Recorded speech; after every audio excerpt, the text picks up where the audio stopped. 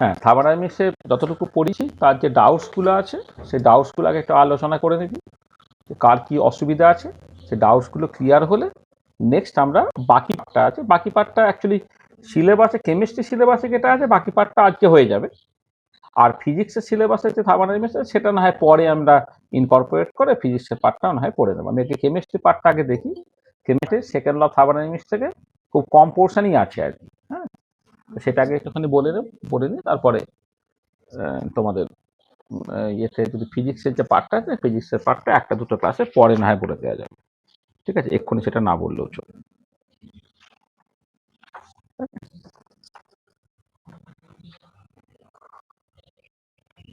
কার কি ডাউটস আছে সেখান থেকে প্রথমে বলো।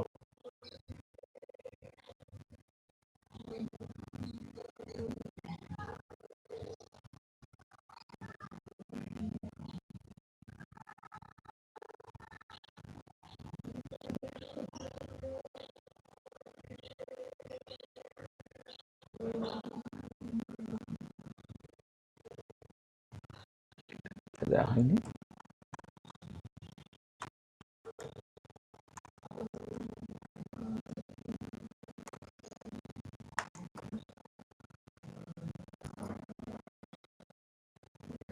মানে আমরা যতখানি বলেছি না আপ টু থার্মোকেমিস্ট্রি পর্যন্ত, এটা বেসিক্যালি ফার্স্ট অফ থার্মোডাইনামিক্স এবং তার অ্যাপ্লিকেশন বলে আর কি। হ্যাঁ,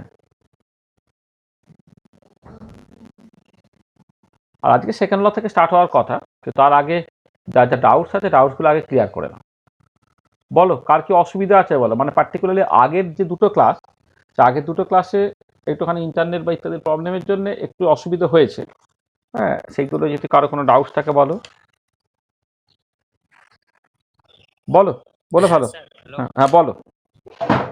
স্যার, বলছি কি ল্যাপ্লেসিয়ান লটা তো রিভার্সিবল রিঅ্যাকশনের ক্ষেত্রে ভ্যালিড, হ্যাঁ, তাহলে যখন কোশ্চেন করা হচ্ছে তাহলে ওই রিঅ্যাকশনটা কেন ওই অ্যারো সাইন দেওয়া হয়েছে? না, যখন তুমি ল অফ ল্যাভোসিয়ার এন্ড ল্যাপ্লাস তুমি ব্যবহার করবে তখন সাডেনলি তোমাকে রিভার্সেবল সাইন দিতে হবে বা ইকুয়াল টু সাইন দিতে হবে। হ্যাঁ, সেটা সবসময়ই করতে হবে। মানে যেমন ধরো আমি যেটা বলছি, তাহলে তো তুমি ব্যাকওয়ার্ড রিয়াকশনটা ভাবতেই পারবে না। ঠিক আছে, মানে ধরো আমি এরকম একটা বলছি, ধরো আমি আচ্ছা তোমার ডাউটসটা বলছি। ধরো যখন তুমি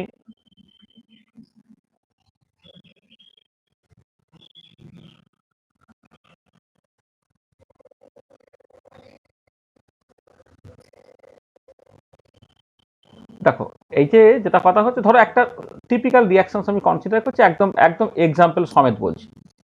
nitrogen gas plus 3 hydrogen gas থেকে এই যে রিভার্সেবল রিয়াকশন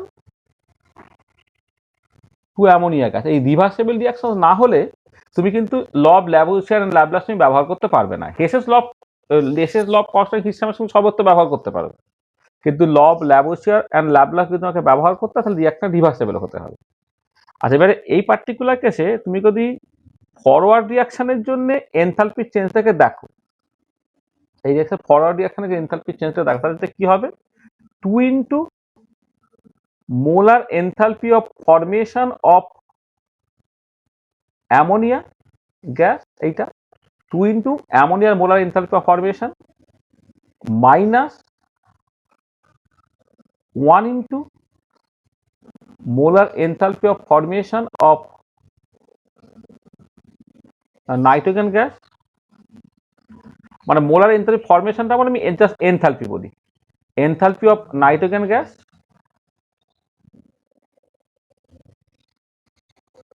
নাইট্রোজেন গ্যাস এইটা, আর স্টোইচিওমেট্রিক কোএফিসিয়েন্ট মোলার দিয়ে গুণ করতে হয় আর কি, এইটা প্লাস দেখো 3 into molar enthalpy of hydrogen gas এইটা। তাহলে এইটা হলো ফরওয়ার্ড রিয়াকশনের জন্য এনথালপি চেঞ্জটা। আজ এবারে তুমি ব্যাকওয়ার্ড রিয়াকশনের জন্য এনথালপি চেঞ্জটাকে দেখো তাহলে কি হবে সেটা দেখো। ফরওয়ার্ড রিয়াকশন যখন করছো সবসময় প্রোডাক্টটা হচ্ছে অ্যামোনিয়া, রিয়াকশনটা হচ্ছে নাইট্রোজেন এবং হাইড্রোজেন। আর যখন ব্যাকওয়ার্ড রিয়াকশন করছো তখন এই 1 ইন্টু নাইট্রোজেন তোমার তখন তখন রিয়াকশনটা হচ্ছে অ্যামোনিয়া, প্রোডাক্ট হচ্ছে নাইট্রোজেন এবং হাইড্রোজেন ব্যাকওয়ার্ড রিয়াকশনটাকে কনসিডার করলে। 2 into molar enthalpy of nitrogen sorry 1 into molar enthalpy of nitrogen plus 3 into molar enthalpy of hydrogen gas। এখন এইটা হলো basically product minus 2 into molar enthalpy of ammonia gas. দেখো পরিষ্কার দেখতে পাচ্ছ এইটা minus enthalpy for the forward process হয়ে যাচ্ছে। তার মানে কোনো একটা রিভার্সেবল রিয়াকশন যদি ঘটে তাহলে ব্যাকওয়ার্ড রিয়াকশনের এনথালপি চেঞ্জটা ফরওয়ার্ড রিয়াকশনের এনথালপি চেঞ্জের সঙ্গে সমান বাট অপোজিট ইন সাইন হবে। সেটাই law of Lavoisier and Laplace, সেটা এখানে বলা হচ্ছে। তাহলে এইটাই হচ্ছে basically law of Lavoisier and Laplace. কোনো একটা রিভার্সেবল রিয়াকশনের ক্ষেত্রে ফরওয়ার্ড রিয়াকশনের এনথালপি চেঞ্জ আর ব্যাকওয়ার্ড রিয়াকশনের এনথালপি চেঞ্জ তারা সমান বাট অপোজিট ইন সাইন হয়। ঠিক আছে, বুঝতে পারলে? আর কি বলো?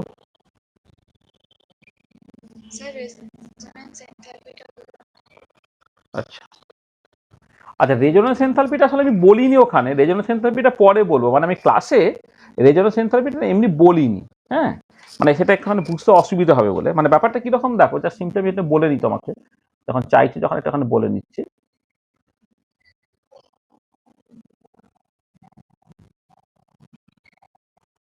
তো রেজোনেন্স এনথালপি, ধরো তুমি একটা কম্পাউন্ড কনসিডার করছো,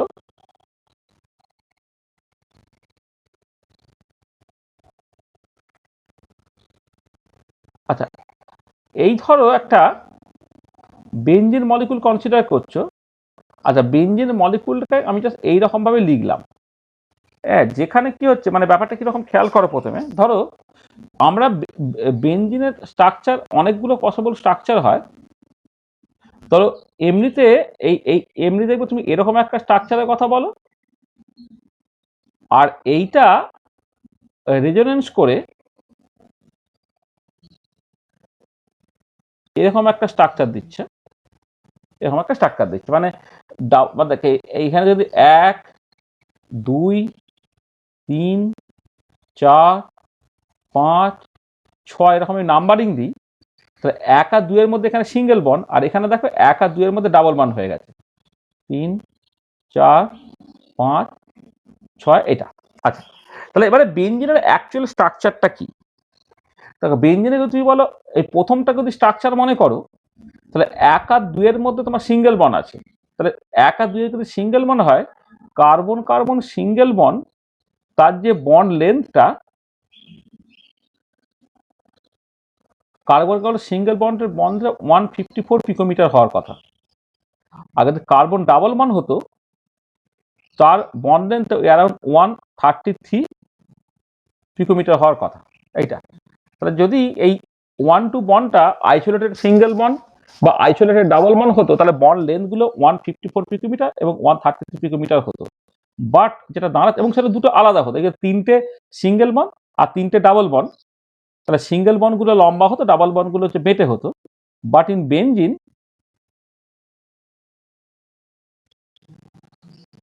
all bond lengths are equal to 139 picometre. তোমার পরিষ্কার বোঝা গেল যে বন্ডগুলো তোমার এই সিঙ্গেল বন্ড এবং ডাবল বন্ডের মাঝামাঝি কিছু একটা হচ্ছে। তারপরে এটা দাঁড়াচ্ছে যে বেনজিনে যে তুমি একটা পার্টিকুলার স্ট্রাকচার দিয়ে কিন্তু বেনজিনকে বোঝাতে পারছো না। তাহলে বেনজিনের সমস্ত প্রপার্টিগুলোকে বোঝাতে গেলে তোমাকে অনেকগুলো পসিবল স্ট্রাকচারের কথা ভাবতে হয়। তাহলে এই যে দুটো বলা হলে এইগুলোকে বলা হয় কেকুলের স্ট্রাকচার, এবং এই কেকুলের স্ট্রাকচারগুলো দুটি ইকুয়ালি স্টেবল এবং তাদের ইকুয়াল কন্ট্রিবিউশন হবে। মানে দুজন যদি ইকুয়ালি স্টেবল, তাহলে অ্যাকচুয়ালি বেনজিনের স্ট্রাকচার, যেটাকে আমি এইরকম ভাবে দেখাচ্ছি আর কি, এটাকে বলা হয় অনেক সময় রেজোনেন্স হাইব্রিড বলা হয়। রেজোনেন্স হাইব্রিড মানে তাহলে প্রথম কথা রেজোনেন্স জিনিসটা কি না, এটা আমি পড়াবো অর্গানিক কেমিস্ট্রিতে, আমাদের আছে এটা বছর এই সেমিস্টারে, যে কোন একটা পার্টিকুলার মলিকুলের সমস্ত প্রপার্টিগুলোকে যখন তুমি একটা সিঙ্গেল স্ট্রাকচার দিয়ে বোঝাতে পারবে না, তখন তোমাকে অল পসিবল স্ট্রাকচার আঁকতে হবে, এবং অ্যাকচুয়াল স্ট্রাকচারটা হবে এই অল পসিবল স্ট্রাকচারের একটা ওয়েটেড অ্যাভারেজ। আচ্ছা ওয়েটেড অ্যাভারেজ মানেটা কি? ওয়েটেড অ্যাভারেজ মানে হচ্ছে যে বেশি স্টেবল তার কন্ট্রিবিউশন বেশি, যে কম স্টেবল তার কন্ট্রিবিউশনটা কম। এবার এই যে দুটো কেকুলের স্ট্রাকচার, এই কেকুলের স্ট্রাকচার ইকুয়াল কন্ট্রিবিউশন বলে তোমার এর 50% কন্ট্রিবিউশন, এর 50% কন্ট্রিবিউশন, তাহলে মানে যেটা দাঁড়াচ্ছে যে এই যে ডিলোকালাইজ পাই ইলেকট্রনগুলো, এই যে পাই বন্ডের ইলেকট্রনগুলো সেটা বেসিক্যালি ঘুরছে আর কি, সেখানে এটাকে রেজোনেন্স হাইব্রিডের কথা বলা হচ্ছে। এছাড়া আরো তিনটে স্ট্রাকচার আছে যাকে বলা হয় ডুয়ার স্ট্রাকচার, যেগুলো কন্ট্রিবিউশন খুব কম। ডুয়ার স্ট্রাকচারগুলো কেমন আমি বলি, তাহলে এই একটা স্ট্রাকচার যেখানে 1 2 3 4 5 6, এগুলো কম স্টেবল, কারণ এখানে এগুলো অ্যারোমেটিক নয় বলে এগুলো কম স্টেবল। 1 2 3 4 5 6, এই একটা। আর এই যে দুদিকে অ্যারো যেটা আঁকা হচ্ছে, এটা যে রেজোনেন্সকে আঁকার জন্য না এরকম ভাবে আঁকতে হয়।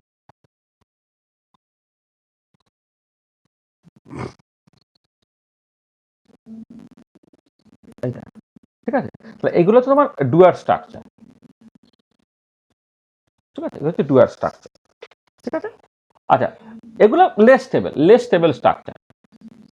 এই জন্য অনেক সময় ওই তোমার বেঞ্জিনের যে রেজোনেটিং স্ট্রাকচার আঁকার সময় এইগুলোকে নর্মালি লোকে আঁকে না, লেস স্টেবল স্ট্রাকচার, কিন্তু অ্যাকচুয়ালি তোমার 5টা স্ট্রাকচার হতে পারে।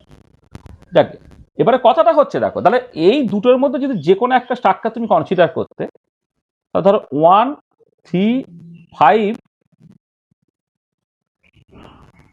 1 3 5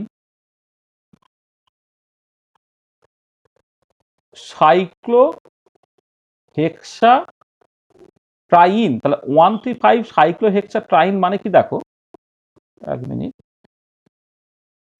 মানে দেখো একটু খেয়াল করে দেখো এই যে স্ট্রাকচারটা এইখানে দেখো, খেয়াল করে তোমার এই যে মানে তুমি যেভাবে এঁকেছো, এক মিনিট, এখানে দেখো 1 নম্বরে একটা ডাবল বন্ড, 3 নম্বরে একটা ডাবল বন্ড, 5 নম্বরে একটা ডাবল বন্ড, 1 3 5 হেক্সাট্রাইন, অথবা 2 4 6, অথবা তুমি বলতে পারো 2 4 6 সাইক্লোহেক্সাট্রাইন।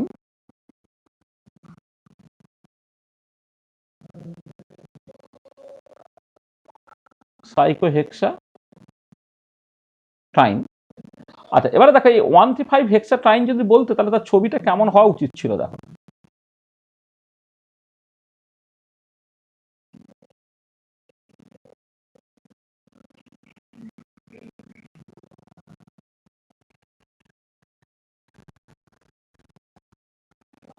দেখো স্ট্রাকচারটা এরকম হওয়া উচিত ছিল, 1 এখানে ডাবল বন্ড, 2 3 এখানে ডাবল বন্ড, 4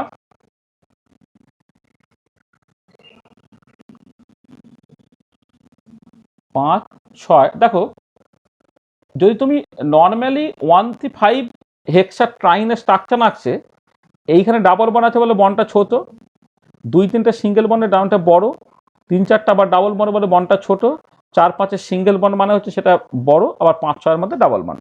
তার মানে অ্যাকচুয়ালি 1 3 5 হেক্সাট্রাইন তার স্ট্রাকচারটা কিন্তু তোমার দেখো এই রকম হওয়ার কথা।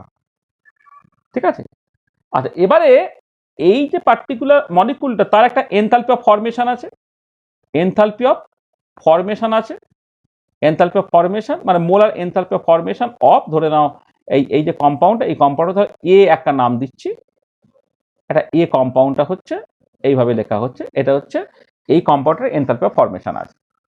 কিন্তু অ্যাকচুয়াল সিচুয়েশনে যখন তুমি দেখছো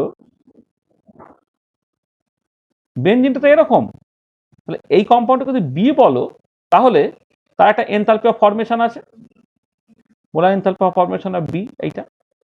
তাহলে এই যে ডিফারেন্সটা এইখান থেকে এইখানে যাওয়ার জন্য যে এনার্জি চেঞ্জটা, সেটাকে তুমি ডেল্টা এইচ বলো, সেইটাই হচ্ছে তোমার রেজোনেন্স এনথালপি। মানে এইটার জন্য এনথালপি চেঞ্জটা কিন্তু ডেল্টা এইচ বাদ ধরে নাও, এটা হচ্ছে রেজোনেন্স এনথালপি।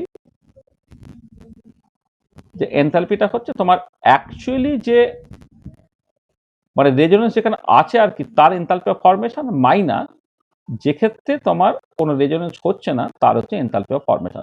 মানে নন রেজোনেটিং স্ট্রাকচার এবং রেজোনেটিং, এটা হচ্ছে রেজোনেটিং স্ট্রাকচার। রেজোনেটিং স্ট্রাকচার মানে নন রেজোনেটিং স্ট্রাকচার থেকে রেজোনেটিং স্ট্রাকচারে যাওয়ার জন্য যে এক্সট্রা এনথালপি চেঞ্জটা হচ্ছে বা যে স্টেবিলিটিটা পাচ্ছে, সেটা হচ্ছে রেজোনেন্স এনথালপি। তাহলে বুঝতে পারছে যে তোমার অ্যাকচুয়ালি বেঞ্জিন এরকম দেখতে, কিন্তু বেঞ্জিনটা যদি রেজোনেন্সটা না হতো, যদি 135 হেক্সাট্রাইন বা একই রকমের 246 সাইক্লোহেক্সাট্রাইনের ক্ষেত্রে একই রকমের সিচুয়েশন, তাহলে 135 সাইক্লোহেক্সাট্রাইন সেটা হচ্ছে নন রেজোনেটিং স্ট্রাকচার, আর বেঞ্জিনের ক্ষেত্রে হচ্ছে রেজোনেটিং স্ট্রাকচার। তাহলে নন রেজোনেটিং থেকে রেজোনেটিং স্ট্রাকচারে যাওয়ার জন্য যে এনথালপি চেঞ্জটা হচ্ছে সেটাই হচ্ছে রেজোনেন্স এনথালপি, এবং এটা ইউজুয়ালি লেস দ্যান জিরো হয়। তারপর রেজোনেন্সের জন্য কিন্তু অ্যাকচুয়ালি তোমার স্টেবিলিটি পায়। ডেল্টাই যদি লেস দ্যান জিরো হয় তার মানে এটার থেকে এটা বেশি স্টেবল। এই হচ্ছে তোমার রেজোনেন্স এনথালপি। বুঝতে পারলে? ঠিক আছে, ঠিক আছে। হ্যাঁ, এইটা আসলে আমার ইচ্ছা ছিল এটা পরে আমরা যখন রেজোনেন্সটা পড়বো অর্গানিক কেমিস্ট্রি, যেটা বেসিক অর্গানিক কেমিস্ট্রি যে জায়গাটা আছে সেখানে বলবো। ওই জন্য আমি আগের দিন পড়ানোর সময় কিন্তু এটা বলিনি, এটা পরে বলবো বলে রেখে দিয়েছিলাম। ঠিক আছে, হ্যাঁ, বলো আর কার কি অসুবিধা বলো।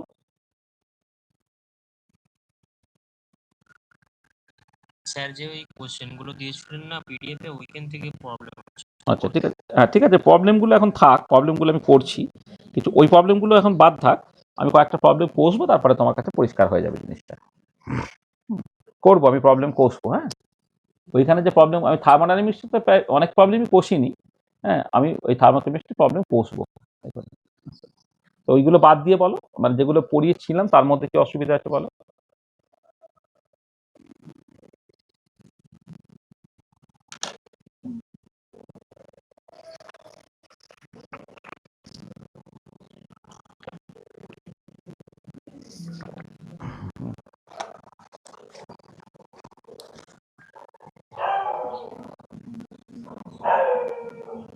কি আর কিছু আছে, মানে প্রবলেম বাদ দিয়ে আর কি, মানে যেগুলো পড়ানো হয়েছিল তার মধ্যে থেকে কোনো কিছু অসুবিধা আছে? ঠিক আছে তো, কে রে কিছু অসুবিধা আছে? অনুভব কিছু অসুবিধা আছে? ঠিক আছে, আচ্ছা চলো। আচ্ছা দেখো, তাহলে আমি আগে আমি আমাদের সিলেবাসে যতটুকু আছে কেমিস্ট্রিতে সেটা আমি আগে শেষ করে নিই। আচ্ছা, আমরা নেক্সট যেটা আলোচনা করব সেটা হচ্ছে তোমার সেকেন্ড ল অফ থার্মোডাইনামিক্স। মানে যতটুকু আমি পড়িয়েছি সেটা হচ্ছে ফার্স্ট ল অফ থার্মোডাইনামিক্স আর application. Second law of thermodynamics পার্টটা হচ্ছে তোমার এর মধ্যে অনেকটা আছে, মানে ফিজিক্সের সিলেবাসের মধ্যে অনেকটা আছে, কিন্তু কেমিস্ট্রি সিলেবাসের মধ্যে অল্প আছে। কেমিস্ট্রি সিলেবাসের মধ্যে যেটা আছে সেইটা নিয়ে আমরা প্রথমে আলোচনা করি। আচ্ছা, প্রথমে যে কথাটা দিয়ে আমরা স্টার্ট করব সেটা হচ্ছে এই যে ফার্স্ট ল অফ থার্মোডাইনামিক্স তো অনেক কিছু করতে পারে, তুমি দেখতেই পাচ্ছ। এবং ফার্স্ট ল অফ থার্মোডাইনামিক্স আমি অনেকটা এক্সটেন্সিভলি বলেছি। এবারে কথাটা হচ্ছে ফার্স্ট ল অফ থার্মোডাইনামিক্সের কিন্তু একটা মেজর লিমিটেশনস আছে। মেজর লিমিটেশনসটা কি? মেজর লিমিটেশনটা হচ্ছে যে first law of thermodynamics says nothing regarding the spontaneity and equilibrium of a process. তার মানে যেটা দিয়ে স্টার্ট করবো সেটা হচ্ছে এই যে first law of thermodynamics says nothing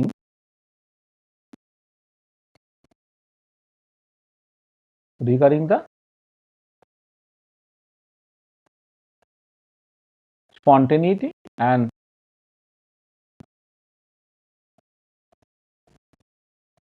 equilibrium of a process.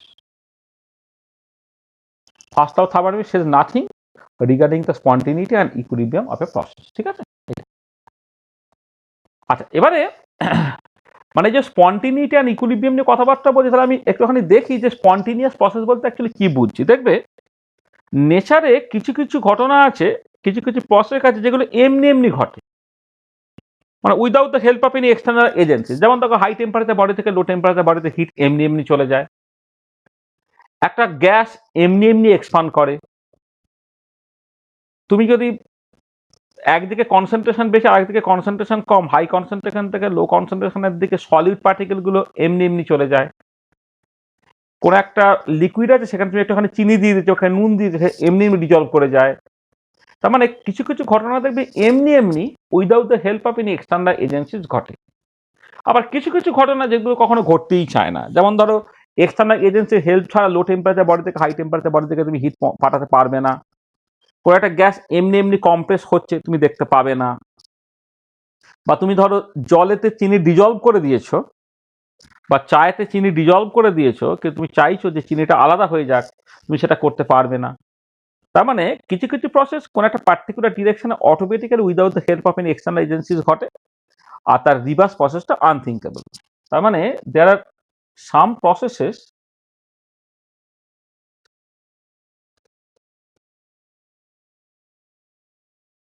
which take place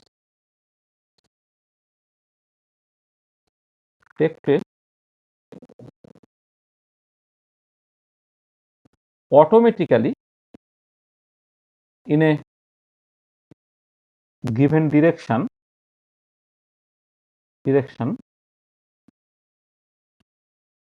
without the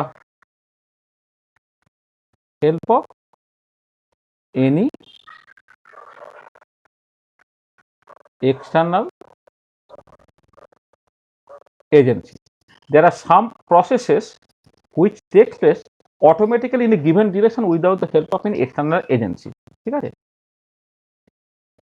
These processes are called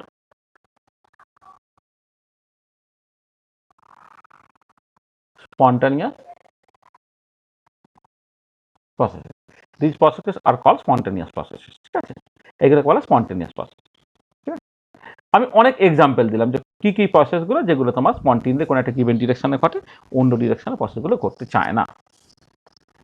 তাহলে এই যে স্পন্টেনিয়াস প্রসেস আমি বললাম, সেই স্পন্টেনিয়াস প্রসেসগুলো কি হয় দেখো, খেয়াল করো। যেটা ইম্পর্টেন্ট পয়েন্ট সেটা হচ্ছে স্পন্টেনিয়াস প্রসেস কিন্তু কারো এক্সটার্নাল এজেন্সির সাহায্য ছাড়া ঘটবে, কারো সাহায্য লাগবে না। দেখো আমি তো বললাম যে হাই টেম্পারেচার বডি থেকে লো টেম্পারেচার বডিতে হিট এমনি এমনি চলে যায়, কিন্তু লো টেম্পারেচার বডি থেকে হাই টেম্পারেচার বডিতে হিট কিন্তু এমনি এমনি যায় না। এই যে লো টেম্পারেচার বডি থেকে হাই টেম্পারেচার বডিতে হিটটা যে এমনি এমনি যায় না, ঠিক আছে, এইটা। এবার এই যে লো টেম্পারেচার বডি থেকে হাই টেম্পারেচার বডিতে হিটটা যে এমনি এমনি যায় না, কিন্তু কোনো একটা এক্সটার্নাল এজেন্সি হেল্পে কিন্তু ঘটে। তার ফ্রিজে কি হয়, ফ্রিজে বা এসিতে কি হয়, লো টেম্পারেচার বডি থেকে হিট তো হাই টেম্পারেচার বডিতে যাচ্ছে, কিন্তু তার জন্য কি হচ্ছে, তোমাকে একটা এক্সটার্নাল এজেন্সির হেল্প লাগছে। এক্সটার্নাল এজেন্সির হেল্প লাগলে তুমি সেটা করতে পারো, কিন্তু এক্সটার্নাল এজেন্সির হেল্প ছাড়া কিন্তু এটা কখনো ঘটবে না। তাহলে যেটা হচ্ছে spontaneous process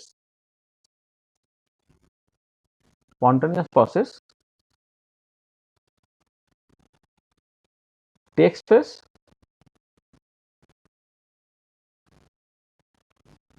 automatically without the help of any external agency. আচ্ছা, স্পন্টেনিয়াস প্রসেসে কিন্তু একটা ডিরেকশনালিটি আছে। Spontaneous process has a directionality, অর্থাৎ একটা পার্টিকুলার ডিরেকশনে ঘটে। The reverse direction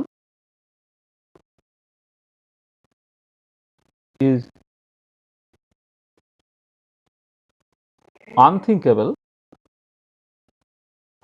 without the help of external agency. External agency help ছাড়া রিভার্স প্রসেসগুলো কিন্তু তোমার আনথিঙ্কেবল। এটা থার্ডলি দেখো যে স্পন্টেনিয়াস প্রসেসগুলো সবাই ইরিভার্সিবল ইন নেচার হয়। Spontaneous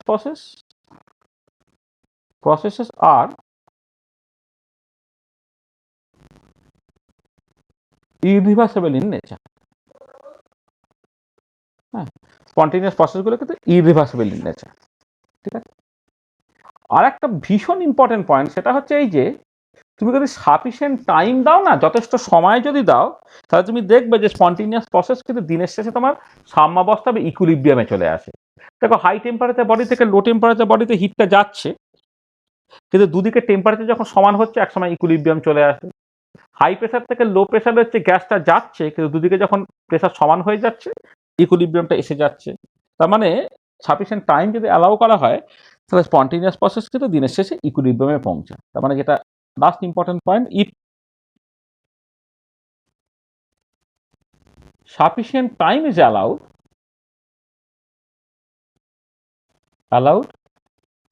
then any spontaneous process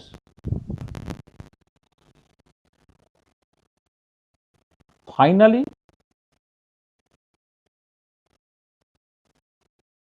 attains at equilibrium. If sufficient time is allowed, then any spontaneous process finally attains at equilibrium. তখন কোনো একটা স্পন্টেনিয়াস প্রসেস দিনের শেষে তোমার ইকুইলিব্রিয়ামে পৌঁছাবে। ঠিক আছে, তাহলে এইগুলো হচ্ছে একটা স্বতঃস্ফূর্ত বিক্রিয়া বা স্বতঃস্ফূর্ত যে প্রসেস তার বৈশিষ্ট্য। ঠিক আছে, তাহলে এবারে কোশ্চেনটা হচ্ছে যে তুমি থার্মোডাইনামিক পয়েন্ট অফ ভিউ থেকে কি করে বুঝবে যে এই প্রসেসটা স্পন্টেনিয়াস, এই প্রসেসটা স্পন্টেনিয়াস নয়, বা এই কন্ডিশনে এই প্রসেসটা ইকুইলিব্রিয়ামে পৌঁছাবে অ্যান্ড সো অন। দেখো, তুমি ফার্স্ট ল অফ থার্মোডাইনামিক্স থেকে ইন্টারনাল এনার্জি এবং এনথালপি পেয়েছিলে। এই যে ইন্টারনাল এনার্জি এবং এনথালপি তুমি পেয়েছো, দেখবে ধরো ইন্টারনাল এনার্জি টার্মসে যদি বলি মহাবিশ্বে টোটাল ইন্টারনাল এনার্জি তো অলওয়েজ কনস্ট্যান্ট। তাহলে কোনো একটা পার্টিকুলার প্রসেস ফরওয়ার্ড ডিরেকশনে যদি স্পন্টেনিয়াসলি ঘটে, তার জন্য ইন্টারনাল এনার্জি চেঞ্জটা জিরো হয় বা ইন্টারনাল এনার্জিটা কনস্ট্যান্ট থাকে। ব্যাকওয়ার্ড প্রসেসটা যেটা হয়তো ঘটছে না, সেটা যদি ঘটতো তাহলে তার জন্য ইন্টারনাল এনার্জিটা তোমার কনস্ট্যান্ট থাকতো। তার মানে পরিষ্কার বোঝা যাচ্ছে যে কোনো একটা পার্টিকুলার প্রসেস স্পন্টেনিয়াসলি ঘটুক বা না ঘটুক, দুজনের জন্যই কিন্তু internal energy of the universe always constant থাকবে। সেখানে ইন্টারনাল এনার্জি বা ইভেন এনথালপির টার্মসও তুমি কিছু বলতে পারবে না। এরকম একটা ধারণা করা হতো যে যেগুলো এক্সোথার্মিক প্রসেস মানে হচ্ছে রিয়াকশন থেকে প্রোডাক্ট বেশি স্টেবল হচ্ছে, ডেল্টা এইচ নেগেটিভ হচ্ছে, সেইগুলো বুঝি স্পন্টেনিয়াসলি ঘটবে। আর যেগুলো এন্ডোথার্মিক প্রসেস, যেখানে রিয়াকশন থেকে প্রোডাক্ট আনস্টেবল হচ্ছে, অর্থাৎ ডেল্টা এইচ যার জন্য পজিটিভ, সেইটা বুঝি ঘটবে না। কিন্তু বাস্তবে সেরকম হয় না। এরকম অনেক প্রসেস আছে যেগুলো ঘটলে তোমার এক্সোথার্মিক হতো কিন্তু সেগুলো ঘটছেই না। আবার অনেক প্রসেস আছে যেগুলো এন্ডোথার্মিক কিন্তু স্পন্টেনিয়াসলি ঘটছে। সেখানে এক্সোথার্মিক মানে স্পন্টেনিয়াস, এন্ডোথার্মিক মানে নন স্পন্টেনিয়াস বা ভাইস ভার্সা, এগুলো কিন্তু সত্যি না। তার মানে যেটা যাই করো না কেন, ইন্টারনাল এনার্জি বা এনথালপির টার্মস তুমি স্পন্টেনিটি বা ইকুইলিব্রিয়ামটাকে বলতে পারবে না। এবারে সেই জন্য যেটা তোমাকে করতে হবে যে it is the second law of thermodynamics, যার টার্মসে তোমাকে স্পন্টেনিটি বা ইকুইলিব্রিয়ামটাকে বলতে হবে। It is the second law of thermodynamics,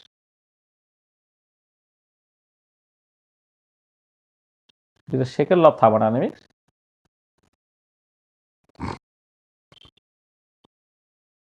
that can give the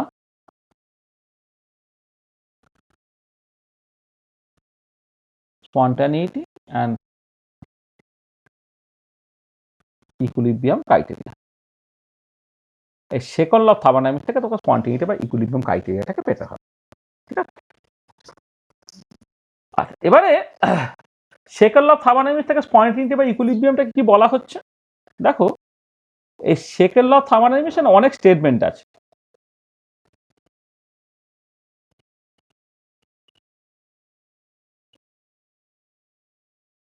second law of থার্মোডাইনামিক্সের অনেকগুলো পসিবল স্টেটমেন্ট আছে। তো স্পন্টেনিটি অ্যান্ড ইকুইলিব্রিয়ামের কনটেক্সটে যে স্টেটমেন্টটা ইম্পর্টেন্ট সেটা হচ্ছে এই, বলা হচ্ছে for an isolated system or for the universe, for an isolated system or for the universe, total entropy increases in a spontaneous process and it attains a maximum value when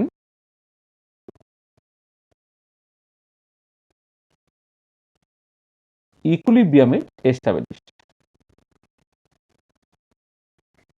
কি বলা হচ্ছে? For an isolated system or for the universe total entropy increases in a spontaneous process and it attains its maximum value when equilibrium is established. তার মানে দেখো delta S total মানে delta universe আর কি, যেটা basically delta S system plus delta S surrounding. Delta S system আর surrounding মানে universe তৈরি করে, ডেল্টা সিস্টেম আর ডেল্টা সারাউন্ডিং এইটা গ্রেটার দ্যান 0 হবে ফর এ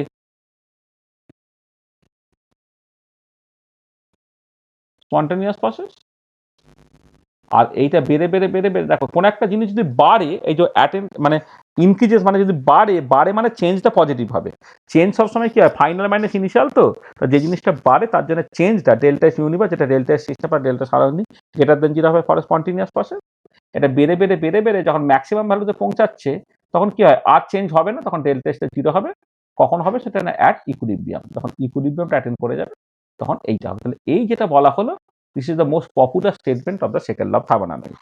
এবং যা দিয়ে দেখো তুমি স্পন্টিনিটি বা ইকুইলিব্রিয়ামটাকে বুঝতে পারছো, যে সিস্টেমটা সারাউন্ডিংয়ে টোটাল এন্ট্রপি টলেজ ইনক্রিজ করবে স্পন্টিনিয়াস প্রসেস, আর সেটা বেড়ে বেড়ে তার ম্যাক্সিমাম লিমিটিং ভ্যালুতে পৌঁছাবে যখন ইকুইলিব্রিয়ামটা তোমার পৌঁছাবে। ঠিক আছে?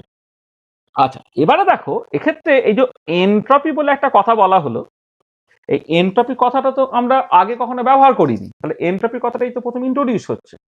ঠিক আছে? তো সেই এনট্রপিটা আমাকে প্রথমে তাহলে বুঝে নিতে হবে এনট্রপি জিনিসটা অ্যাকচুয়ালি কি। ঠিক আছে? বুঝেছো? নেক্সট আমাকে যেটা জানতে হবে সেটা হচ্ছে এনট্রপি জিনিসটা কি। শুনতে পাচ্ছ তো? হ্যাঁ স্যার। দেখো এনট্রপি জিনিসটা কি, এটা বেশ একটা গন্ডগোলের ব্যাপার। সেটা হচ্ছে এই যে, আচ্ছা এমনিতে মানে এরকম করে বলে from microscopic point of view, মানে মলিকুলার পয়েন্ট অফ ভিউ বা মাইক্রোস্কোপিক পয়েন্ট অফ ভিউতে, from microscopic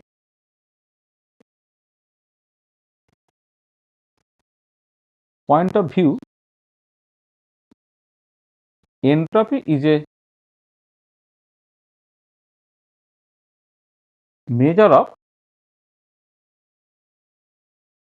microscopic disorder. From microscopic point of view, entropy is a measure of microscopic disorder. অর্থাৎ কোন একটা সিস্টেমে কত র্যান্ডামনেস, কাওয়াসনেস, ডিজর্ডারনেস বা বিশৃঙ্খলায় কত বেশি হবে, এন্ট্রপিটা তত তোমার বাড়বে। আচ্ছা, এবারে যদি একটা রিভার্সেবল প্রসেস হয়, যদি একটা রিভার্সেবল প্রসেস হয়, পরে রিভার্সেবল প্রসেস এই এন্ট্রপিক চেঞ্জটাকে তুমি সবসময় রিভার্সেবল প্রসেসে heat change divide by temperature এরকম ভাবে ডিফাইন করতে পারো। আর এখানে কিন্তু এই হিট চেঞ্জ বাই টেম্পারেচার ফর্মে তুমি তখনই লিখতে পারবে যখন কিন্তু প্রসেসটা রিভার্সেবল, বা যেটা মাথায় রাখবে পরে রিভার্সেবল প্রসেস ডেল্টা এস হচ্ছে Q reversible by T. Irreversible প্রসেসের ক্ষেত্রে কিন্তু এটা তুমি লিখতে পারবে না, এটা মাথায় রাখবে। ফর ইরিভার্সেবল প্রসেস,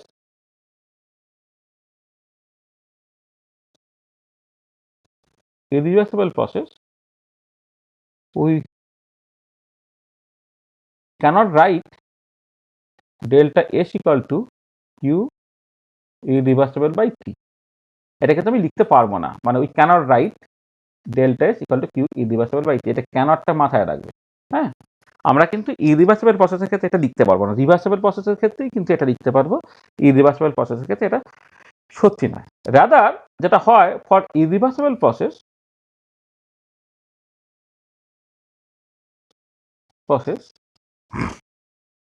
তোমার তোমার হচ্ছে এটা কি বলে হয়, এইভাবে ধরো, মানে রাদার তুমি যদি এইভাবে বলো যে ডেল্টা এসটা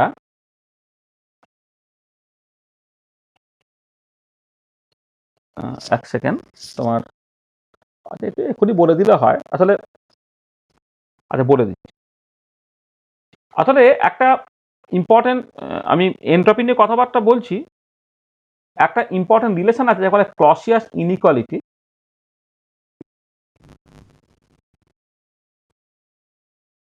ক্লসিয়াস ইনইকুয়ালিটি বলে একটা ব্যাপার আছে, কি দেখো সেটা বলে নি। ধরো একটা সিস্টেম এ স্টেটে আছে, সেক্ষেত্রে কিন্তু বি স্টেটে গেলে, এবং এইখান থেকে এই ট্রান্সফরমেশনটা তুমি ইরিভার্সিবলি নিয়ে যাচ্ছ।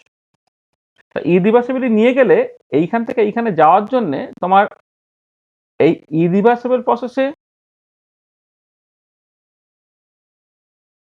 হিটের change divide by temperature integral from A থেকে বি, এটাকে যদি তুমি করো, এটা হচ্ছে আমার less than delta S A থেকে বি হয়। মানে এ থেকে বি যাওয়ার জন্যে যদি তোমার হিটের চেঞ্জটাকে তুমি ইন্টিগ্রাল এ থেকে বি ডি কাটকে ইরিভার্সিবল টি লিখতে পারো, সেটা লেস দ্যান ডেল্টা এস হবে।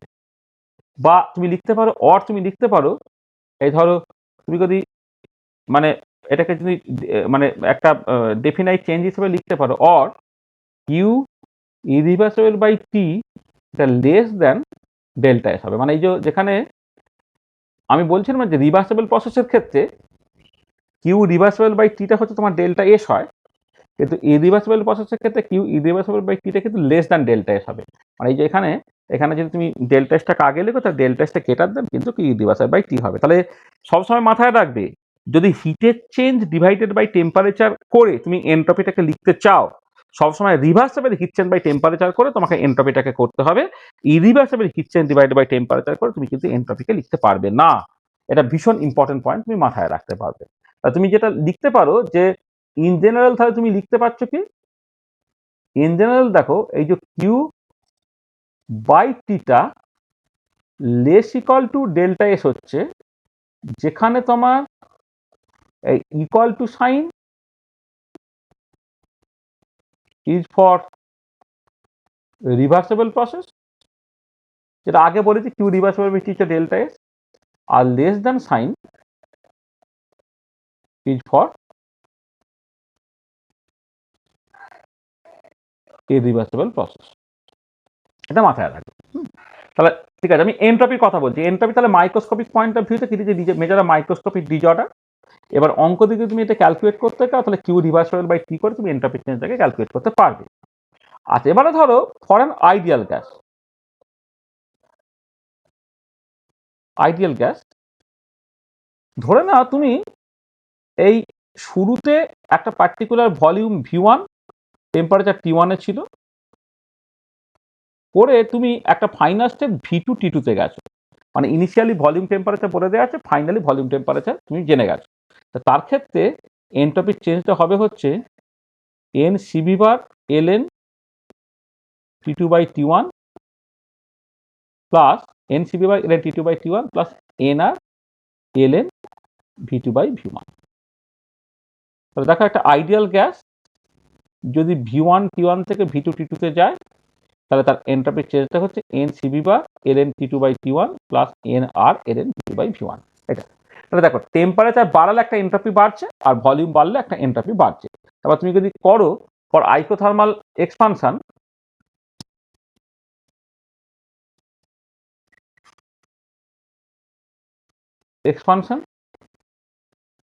Of an ideal gas, delta এসটাকে N R L N V two by V one এইভাবে লিখতে পারবে। কারণ দেখো, যদি আইসোথার্মাল প্রসেস হয়, তাহলে টি1 টি2 সমান বলে প্রথম টার্মটা থাকবে না, তখন N R L N V two by V one হবে। আর ফর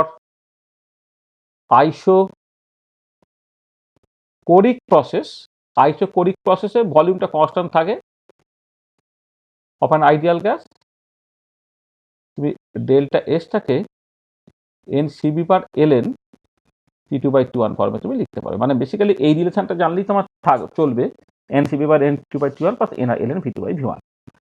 আচ্ছা, এবারে এখানে যেমন এনট্রপিটাকে as a function of temperature এবং ভলিউম ফর্মে এক্সপ্রেস করছো, যদি এরকম হতো, ধরো ইনিশিয়ালি প্রেসারটা পি1, টেম্পারেচারটা টি1, সেইখান থেকে তুমি একটা আইডিয়াল গ্যাস,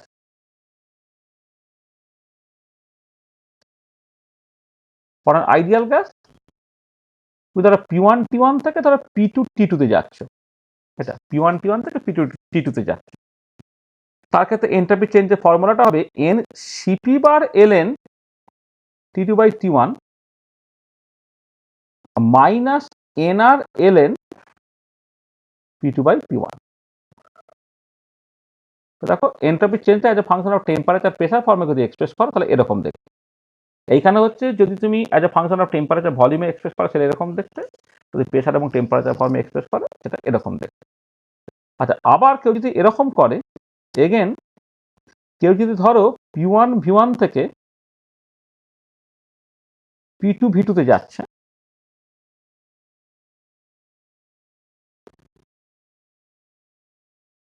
পি2 ভি2 যাচ্ছে।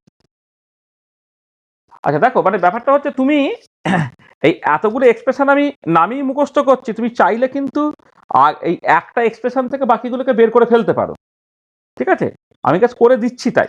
হ্যাঁ, ধরো P1 V1 থেকে আমি P2 V2 তে যাচ্ছি। দেখো আমি আমি তোমাকে একটা দেখাচ্ছি কি করে তুমি করতে পারো। ধরো এই তো n CB বার ln T2/T1 plus nr ln V2/V1 ছিল তো। আচ্ছা এবারে দেখো ফর আইডিয়াল গ্যাস কি হয়, PV = nRT।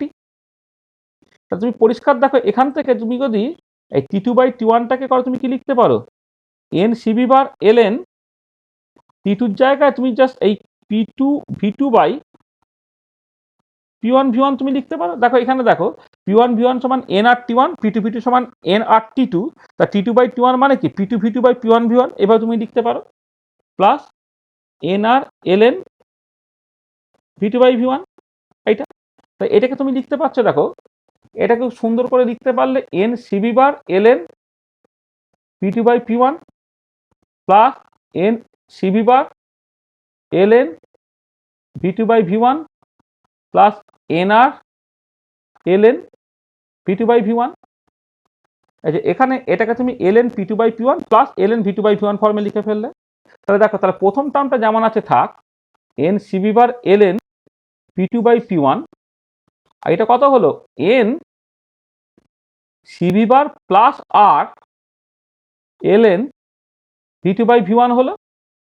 কত হলো দেখো n CB বার ln P2/P1 প্লাস এটা n, এটা তো CP বার হয়ে যাবে, CB বার প্লাস r তো CP বার, তাহলে n CP বার ln P2/V1। তাহলে এইটা হয়ে গেল তোমার এনট্রপিটাকে তাকে as a function of pressure এবং ভলিউম তুমি এক্সপ্রেস করে ফেলতে পারলে। তাহলে দেখো আমি আইডিয়াল গ্যাসের ক্ষেত্রে যদি কখনো এনট্রপি চেঞ্জ ক্যালকুলেট করতে হয়, initial volume temperature final volume temperature হলে তুমি এই ফর্মুলা ব্যবহার করবে, ইনিশিয়াল টেম্পারেচার প্রেশার এবং ফাইনাল টেম্পারেচার প্রেশার থাকলে তুমি এই ফর্মুলা ব্যবহার করবে, আর ইনিশিয়ালি প্রেশার ভলিউম আর ফাইনালি প্রেশার ভলিউম থাকলে তুমি এই ফর্মুলা ব্যবহার করবে। তাহলে আইডিয়াল গ্যাসের জন্য এনট্রপিক চেঞ্জটাকে তুমি এইরকমভাবে লিখে ফেলতে পারলে, ঠিক আছে? তাহলে আমাকে এনট্রপিক চেঞ্জটা কেমন করে ক্যালকুলেট করতে পারবে সেগুলো আমি তোমাকে দেখাচ্ছি। প্রথম কথা হচ্ছে যদি রিভার্সেবল প্রসেস আছে কিউ রিভার্সেবল/টি দিয়ে তুমি ক্যালকুলেট করতে পারবে। এমনি আইডিয়াল গ্যাসের ক্ষেত্রে তুমি জাস্ট এই বিভিন্ন ফর্মুলা দিয়ে এটাকে ব্যবহার করতে পারবে। আচ্ছা একটা ভীষণ ইম্পর্টেন্ট পয়েন্ট দেখো যে ফর অ্যাডিয়াবেটিক রিভার্সেবল প্রসেস,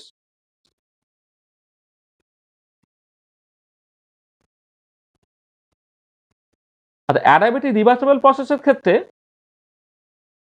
হিটটা কত সবসময় শূন্য হবে তো, তাহলে এনট্রপিক চেঞ্জ যেটা কিউ রিভার্সেবল/টি সেটা কত হলো, সেটা তো সবসময় জিরো হবে। তার মানে এখান থেকে যদি কনক্লুড করা হয় যে adiabatic reversible process is an isentropic process, adiabatic reversible process is an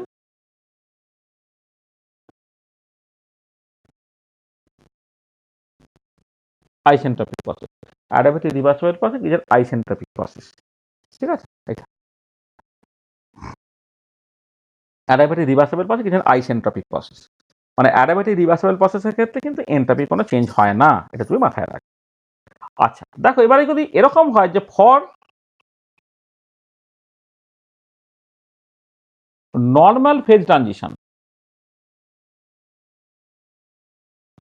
আচ্ছা নর্মাল ফেজ ট্রানজিশনে, আচ্ছা এখানে একটা কথা বলা উচিত ছিল, দেখো এখানে একটু খেয়াল করে দেখো যে এইখানে তুমি যদি এরকম করো যে তোমার এই যে ফর আইসো বারিক প্রসেস, যদি প্রসেসটা আইসো বারিক হয় অর্থাৎ যেখানে প্রেশারটা কনস্ট্যান্ট রাখে, তখন ডেল্টা এসটাকে তুমি এন সিপি বার ln T2/T1 ফর্মে লিখতে পারো। মানে আসলে ওপেন এয়ারে যে সমস্ত প্রসেসগুলো ঘটে সেগুলো সব কনস্ট্যান্ট প্রেশার কন্ডিশনেই ঘটে আর ওপেন এয়ারে, তখন ডেল্টা এসটা এন সিপি বার ln T2/T1 ফর্মে তুমি লিখতে পারবে। এইখান থেকে তুমি বুঝে গেলে আইসো বারিক প্রসেস মানে প্রেশারটা কনস্ট্যান্ট, P1 = P2, তখন ডেল্টা এসটা এন সিপি বার ln T2/T1 এই ফর্মে তুমি লিখতে পারবে। আচ্ছা ফর নর্মাল ফেজ ট্রানজিশন, আচ্ছা নর্মাল ফেজ ট্রানজিশন মানে আমি কোনগুলো বলছি জানো তো, ধরো জল হ্যাঁ তোমার সলিড অবস্থায় ছিল, সেইখান থেকে জল লিকুইডে যাচ্ছে, ধরে নাও 1 অ্যাটমসফিয়ার প্রেসারে 273 কেলভিনে বা 0 ডিগ্রি সেন্টিগ্রেডে, এটা তোমার 1 অ্যাটমসফিয়ার প্রেসারে 0°C। তাহলে এইটা হচ্ছে একটা নর্মাল ফেজ ট্রানজিশন। তাহলে এই যে মানে এটা সলিড থেকে লিকুইড বা আইস থেকে লিকুইড হচ্ছে, তার জন্য যে এনট্রপি চেঞ্জটা, এনট্রপি ফর ফিউশন ধরো, সেটা হচ্ছে এই এনথালপি অফ ফিউশন বাই হচ্ছে তোমার ফ্রিজিং পয়েন্ট। মানে আসলে কি হয় যে নর্মাল ফেজ ট্রানজিশনগুলোকে রিভার্সেবল ধরে নিতে হয়। আর এবারে এই পুরো প্রসেসটা কনস্ট্যান্ট প্রেসারে ঘটছে। তো কনস্ট্যান্ট প্রেসারে হিট চেঞ্জ মানে হচ্ছে কি এনথালপির চেঞ্জ। এবারে হিট রিভার্সেবল প্রসেসে হিট চেঞ্জ বাই টেম্পারেচার যদি তোমার এনট্রপি ঠিক করে, তাহলে এই প্রসেসটা রিভার্সেবল প্রসেস 1 নম্বর, আর 2 নম্বর কনস্ট্যান্ট প্রেসারে ঘটছে বলে হিটের চেঞ্জ মানে হচ্ছে এনথালপির চেঞ্জ। সেই জন্য এই যে বরফের যে গলনের জন্য একটা লিনতাপ লাগে, সেই লিনতাপকে তার ফ্রিজিং পয়েন্টে ভাগ করলে তুমি হচ্ছে এনথালপি অফ ফিউশনটা পেয়ে যাবে। আর যদি 1 মোলের জন্য করো, এটাও মোলার লিখবে, এটাও মোলার লিখবে। তাহলে যে কোনো নর্মাল ফেজ ট্রানজিশনের জন্য এনট্রপির চেঞ্জটা কিন্তু এই সুন্দর ফর্মুলা দিয়ে তুমি লিখে ফেলতে পারছো। আবার ধরো যদি এরকম হতো H2O লিকুইড, সেখান থেকে তুমি H2O ভেপারে গেল, সেই 1 অ্যাটমসফিয়ার প্রেসারে কিন্তু 100°C অর্থাৎ 373 কেলভিন। এটা হচ্ছে 1 অ্যাটমসফিয়ার প্রেসারে আর 373 কেলভিন। তাহলে এই পার্টিকুলার কেসে তুমি যদি ডেল্টা এসটা ক্যালকুলেট করো, এই প্রসেসটা ভেপোরাইজেশন প্রসেস, এটা হচ্ছে molar enthalpy of vaporization divided by এখানে তোমার বয়লিং পয়েন্টটা লাগবে 1 মোলের জন্য হলে এই।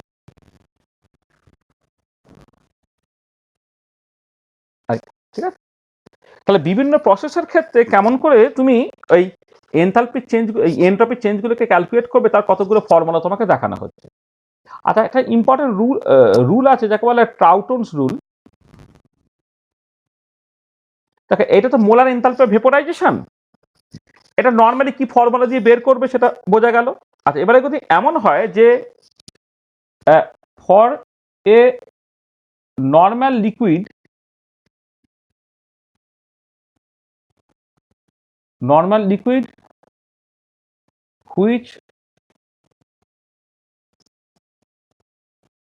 which has no special interaction like hydrogen bonding, for a normal liquid which has no special interaction like hydrogen bonding, which boils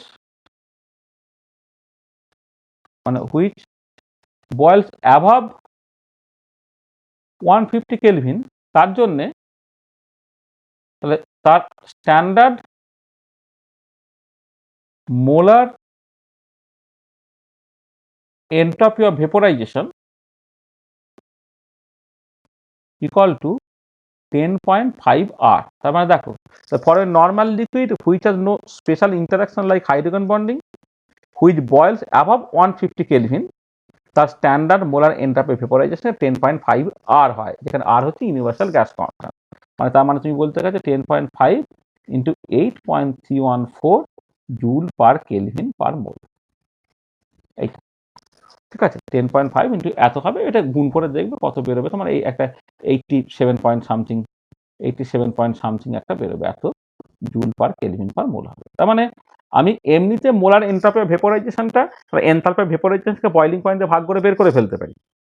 এবারে জল নয়, কিন্তু ধরো বেনজিন, টলুইন, এই টাইপের যে সমস্ত লিকুইডগুলো আছে, যাদের কোনো special kind of interaction like hydrogen bonding নেই এবং যাদের বয়লিং পয়েন্টটা সাডেনলি 150 কেলভিনের উপরে, সেই সমস্ত ক্ষেত্রে তুমি দেখতে পাবে মোলার এনট্রপি ভেপোরাইজেশনটা হচ্ছে 10.5 R হচ্ছে, হ্যাঁ, বা 87 point something joule per kelvin per mole হচ্ছে। এটা একটা ইম্পর্টেন্ট জিনিস তোমাকে মাথায় রাখতে হবে। আচ্ছা, এইখানে অ্যাকচুয়ালি একটা জিনিস একটু বলে নেওয়া উচিত ছিল, যে মানে যেটা মানে অনেক আগেই বলে নেওয়া দরকার, যে এনট্রপিটা কিন্তু একটা extensive property, is an extensive property. It has SI unit equal to joule per Kelvin, আর কনভেনশনাল ইউনিট যেটা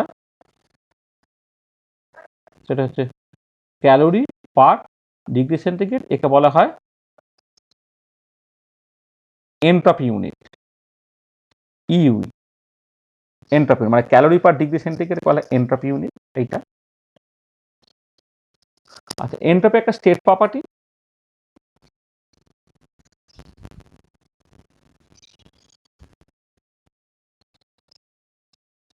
state property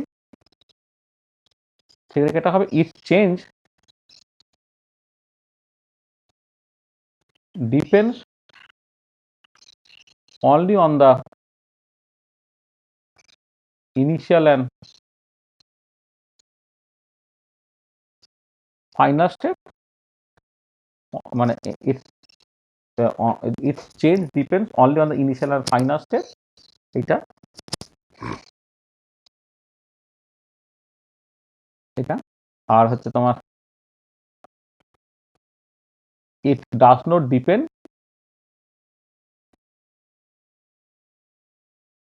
on any does not depend on the path of transformation,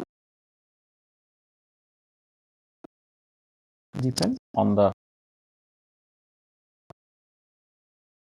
path of does not depend on the path of transformation। এটা কতগুলো জিনিস মাথায় রাখো। তাহলে দেখো, তাহলে এন্ট্রপি নিয়ে কিন্তু আমি কতগুলো কথাবার্তা বললাম। তাহলে প্রথম কথা হচ্ছে এন্ট্রপি, সেটাকে দেখো একটা মাইক্রোস্কোপিক ডিজঅর্ডারনেস যেটা, সেইটার একটা মেজার হচ্ছে এন্ট্রপি। সেটাকে তুমি quantitatively reversible heat change by temperature ফর্মে বের করতে পারো, কিন্তু এটা reversible heat change by temperature হবে। ইরিভার্সেবল প্রসেসকে হিট চেঞ্জ বাই টেম্পারেচার ফর্মে তুমি কিন্তু এন্ট্রপিটাকে লিখতে পারবে না। দেখা যায় irreversible heat change by temperature basically less than entropy change হয়। এটা আইডিয়াল গ্যাসের ক্ষেত্রে entropy change as a function of temperature volume, temperature pressure এবং প্রেসার ভলিউম আমি এক্সপ্রেস করলাম। একটা অ্যাডাবেটিভ রিভার্সেবল প্রসেস যে আইসেন্ট্রপিক সেটা বোঝালাম। নর্মাল ফেজ ট্রানজিশনে যেটা এন্ট্রপি চেঞ্জ কেমন করে ক্যালকুলেট করবে তুমি দেখলাম। নর্মাল লিকুইডের ক্ষেত্রে স্ট্যান্ডার্ড মোলার এন্ট্রপি ভেপোরাইজেশন কেমন করে ক্যালকুলেট করবে সেটা আমি দেখলাম। এন্ট্রপির ইউনিট বললাম, এটা একটা এক্সটেন্সিভ প্রপার্টি বললাম, এটা একটা স্টেট প্রপার্টি বললাম। আচ্ছা, আর একটা জিনিস বলে নিই যে entropy change for the universe তুমি কেমন করে ক্যালকুলেট করবে। Entropy change for the universe যদি তোমাকে কখন ক্যালকুলেট করতে হয়, ডেল্টা এস। আচ্ছা, entropy change for the universe না, entropy change for the surrounding.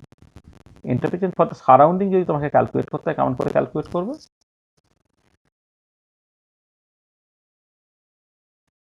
Entropy change for the surrounding হচ্ছে তোমার এই সারাউন্ডিং এ heat change divided by surrounding এর টেম্পারেচার। আচ্ছা দেখো, খেয়াল করো, এই যে আমি তো সবসময় হিট বাই টেম্পারেচার ফর্মে এন্ট্রপিকে কখন লিখতে পারি, যখন প্রসেসটা রিভার্সেবল প্রসেস। কিন্তু যখন আমি সারাউন্ডিং এর এন্ট্রপি চেঞ্জ নিয়ে কথাবার্তা বলছি, তখন কিন্তু জাস্ট তোমাকে ওই রিভার্সেবল বা ইরিভার্সেবল যাই হোক না কেন, প্রত্যেক ক্ষেত্রেই এই সারাউন্ডিং এর heat change by temperature of the surrounding সেইটা দিয়ে তুমি এন্ট্রপি চেঞ্জটাকে ক্যালকুলেট করে ফেলতে পারছো। আচ্ছা, ব্যাপারটা হচ্ছে দেখো যে সারাউন্ডিং তো হিউজ, টোটাল ইউনিভার্সের রেসপেক্টে সিস্টেম একটা ছোট্ট জায়গা, সারাউন্ডিং হচ্ছে হিউজ। তাহলে এবারে সিস্টেমে ধরো একটা অল্প পরিমাণ হিট চেঞ্জ হলে সেটা রিভার্সেবল চেঞ্জ, আর হিউজ পরিমাণ মানে অনেকটা পরিমাণে হিট চেঞ্জ হলে সেটা হচ্ছে ইরিভার্সেবল চেঞ্জ। এবারে সারাউন্ডিং এ যদি হিউজ, সেইখানে সিস্টেমে সামান্য না বেশি, সেটা সারাউন্ডিং এ যেটা সবসময় খুব অল্পই মনে হবে। ধরো তুমি সমুদ্র থেকে জল নিচ্ছ বা সমুদ্রে জল দিচ্ছ, এই সমুদ্র থেকে 1 ঘটি জল দিলে নাকি 1 বালতি জল নিলে নাকি 1 গ্যালন জল নিলে কি বা এসে গেল, সমুদ্রের রেসপেক্টে সেটা ইনসিগনিফিক্যান্ট বা ইনফাইনিটেসিমাল। সেখানে সারাউন্ডিং এর যে কোনো চেঞ্জকে তুমি রিভার্সেবল ধরে নাও। সেই জন্য ডেল্টা এ surrounding Q surrounding by T surrounding, then এটা হচ্ছে minus Q system by T surrounding. তার কারণটা দেখো যে সিস্টেম প্লাস সারাউন্ডিং মিলে ইউনিভার্স, তো ইউনিভার্সে তো কোনো হিটের চেঞ্জ হবে না। ইউনিভার্স মানে কি, আমার এক ইউনিভার্স একটা আইসোলেটেড সিস্টেম, সেখানে হিটের চেঞ্জ হয় না। তার মানে কি, সিস্টেমে হিটের চেঞ্জ বা সারাউন্ডিং এর হিটের চেঞ্জ, এই দুটোকে যোগ করলে হচ্ছে ইউনিভার্সের হিটের চেঞ্জ হবে, যেখানে সেটা যেই চেঞ্জটা জিরো, সেখানে সারাউন্ডিং হিটের চেঞ্জ হচ্ছে সিস্টেমের হিটের চেঞ্জের সঙ্গে সমান বাট অপোজিট ইন সাইন। মানে যদি কখনো তোমাকে সারাউন্ডিং এর এন্ট্রপি চেঞ্জ ক্যালকুলেট করতে হয়, তুমি সবসময় minus Q system by T surrounding এইরকম করে এন্ট্রপিটাকে ক্যালকুলেট করে নিতে পারবে। তা দেখো, তাহলে আমি এই এনট্রপি নিয়ে কিছু কথাবার্তা বললাম, মানে স্পন্টিনিটি অ্যান্ড ইকুইলিব্রিয়াম ক্রাইটেরিয়াটাকে বললাম। এবং সেই স্পন্টিনিটি ইকুইলিব্রিয়াম ক্রাইটেরিয়াটা কি ছিল না, বললাম যে এই ইউনিভার্সের টোটাল এনট্রপিটা অলওয়েজ ইনক্রিজ করবে ইন দ্য স্পন্টিনিয়াস প্রসেস, এবং বেড়ে বেড়ে সে যখন তার ম্যাক্সিমাম লিমিটিং ভ্যালুতে পৌঁছাবে তখন ইকুইলিব্রিয়ামটা এস্টাবলিশড হবে বা সাম্যাবস্থায় আসবে। ঠিক আছে, এবারে এই যে এটা সেকেন্ড ল অফ থার্মোডাইনামিক্সের স্টেটমেন্ট, এবং তার মানে এন্ট্রপির টার্মসে তুমি স্পন্টেনিটি বা ইকুইলিব্রিয়ামকে বুঝতে পারো। তাহলে এন্ট্রপির টার্মসে যদি স্পন্টেনিটি বা ইকুইলিব্রিয়ামকে বুঝতে হয়, তাহলে এন্ট্রপি জিনিসটা কি তোমাকে বুঝতে হবে। সেই এন্ট্রপি জিনিসটা কি সেইটা নিয়ে তোমাকে আমি 2-4টা কথাবার্তা বললাম। তাহলে বলো, যতখানি বলেছি এই পর্যন্ত কারো কিছু অসুবিধা আছে কিনা বলো।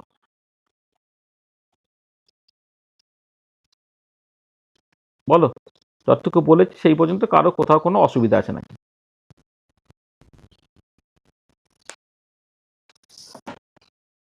কি রে, ঠিক আছে? হ্যাঁ স্যার ঠিক আছে। কার কি অসুবিধা বল, ঠিক করে বল। কোন জায়গাটা বুঝতে পারছিস না বল।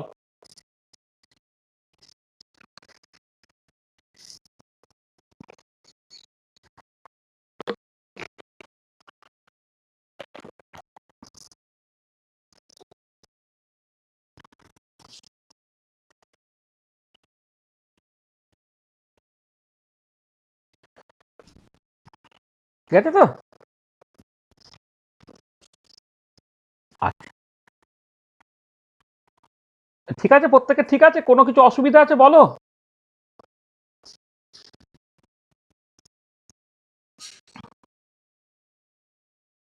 কিরে বল, দম নে, দম নিয়ে বল।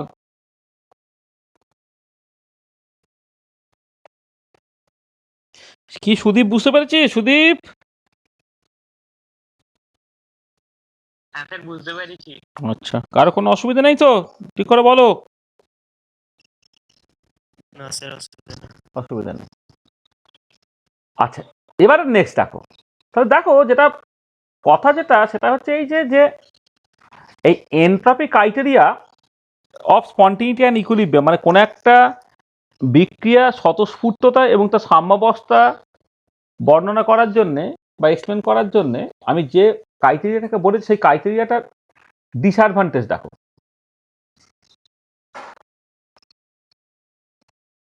ডিসঅ্যাডভান্টেজ অফ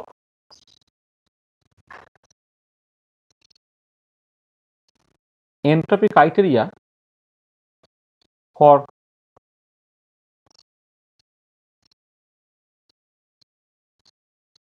spontaneity and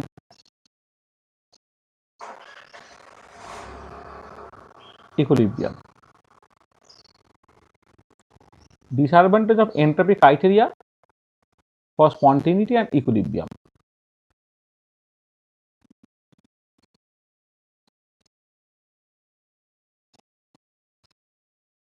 আচ্ছা, কি সেটা দেখো। সেটা হচ্ছে যে এন্ট্রপি, দেখো আমি একটা জিনিস খেয়াল করো, যখন সিস্টেম কাকে বলে আমি ডিফাইন করেছিলাম, কি বলেছিলাম না, বলেছিলাম এই মহাবিশ্বের থেকে একটা ছোট্ট অংশ, যে অংশটা নিয়ে আমি ইন্টারেস্টেড সেটাই হচ্ছে আমার সিস্টেম, তাই তো? মানে এই part of the universe in which we are interested সেটাই হচ্ছে আমাদের system.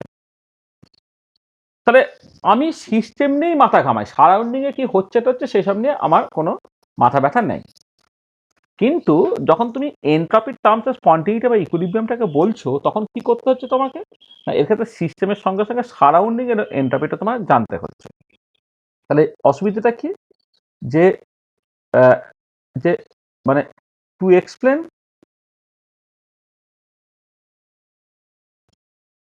The spontaneity and equilibrium of a process, to explain the spontaneity and equilibrium of a process, we need the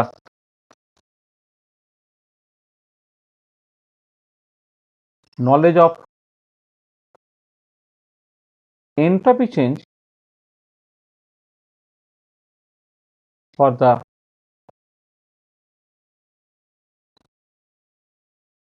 surrounding also,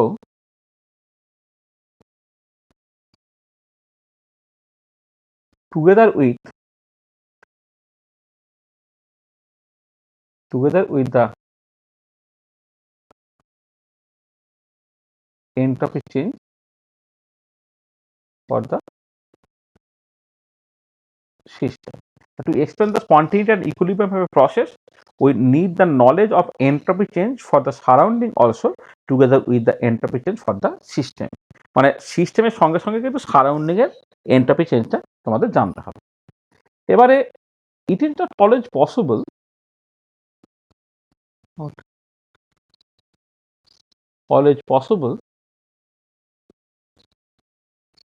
to measure the entropy change for the surrounding. It is not always possible to measure the entropy change for the surrounding. কারণ না মহাবিশ্ব থেকে সিস্টেমটা নিয়ে আমি interest, এখানে একটা ছোট পার্ট, সারাউন্ডিং তো হিউজ। তা সারাউন্ডিং যদি হিউজ হয় তাহলে সারাউন্ডিং এন্ট্রপি চেঞ্জ আমি সবসময় মেজার করতে পারবো না।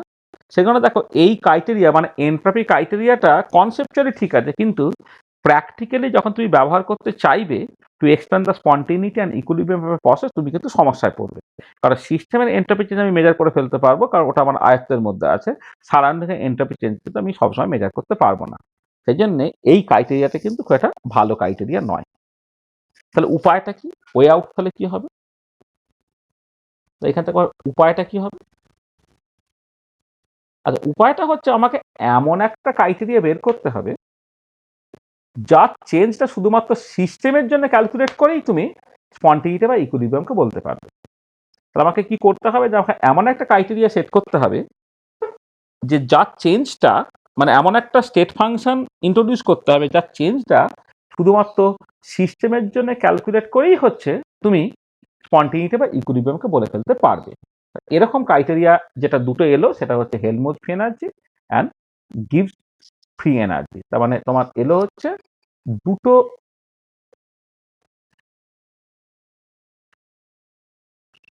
দুটো তোমার এলো কি বলে state auxiliary state function introduce করা হলো, একটা হেলমহোল্টজ ফ্রি এনার্জি আর হচ্ছে Gibbs free energy.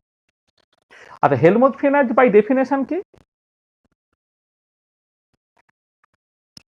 By definition Helmholtz free energy এটা হচ্ছে ইউ মাইনাস টিএস। দেখো তুমি ইন্টারনাল এনার্জি ইউর মানে বোঝো, টি এর মানে বোঝো, এস এর মানে বোঝো, তাহলে ইউ মাইনাস টি এস সেটা হচ্ছে তোমার হেলমহোল্টজ ফ্রি এনার্জি। তাহলে Helmholtz free energy by definition A equal to U minus T S. এইটা। আচ্ছা, এবারে বলা হচ্ছে কি যে তোমার when a process takes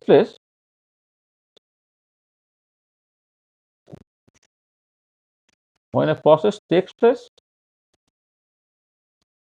at constant temperature and volume, then Helmholtz free energy of the system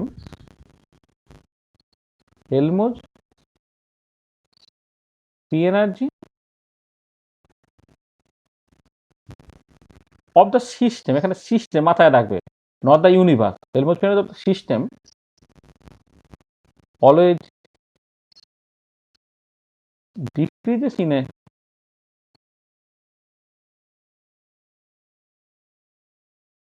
spontaneous process and it attains a minimum value and it attains a minimum value when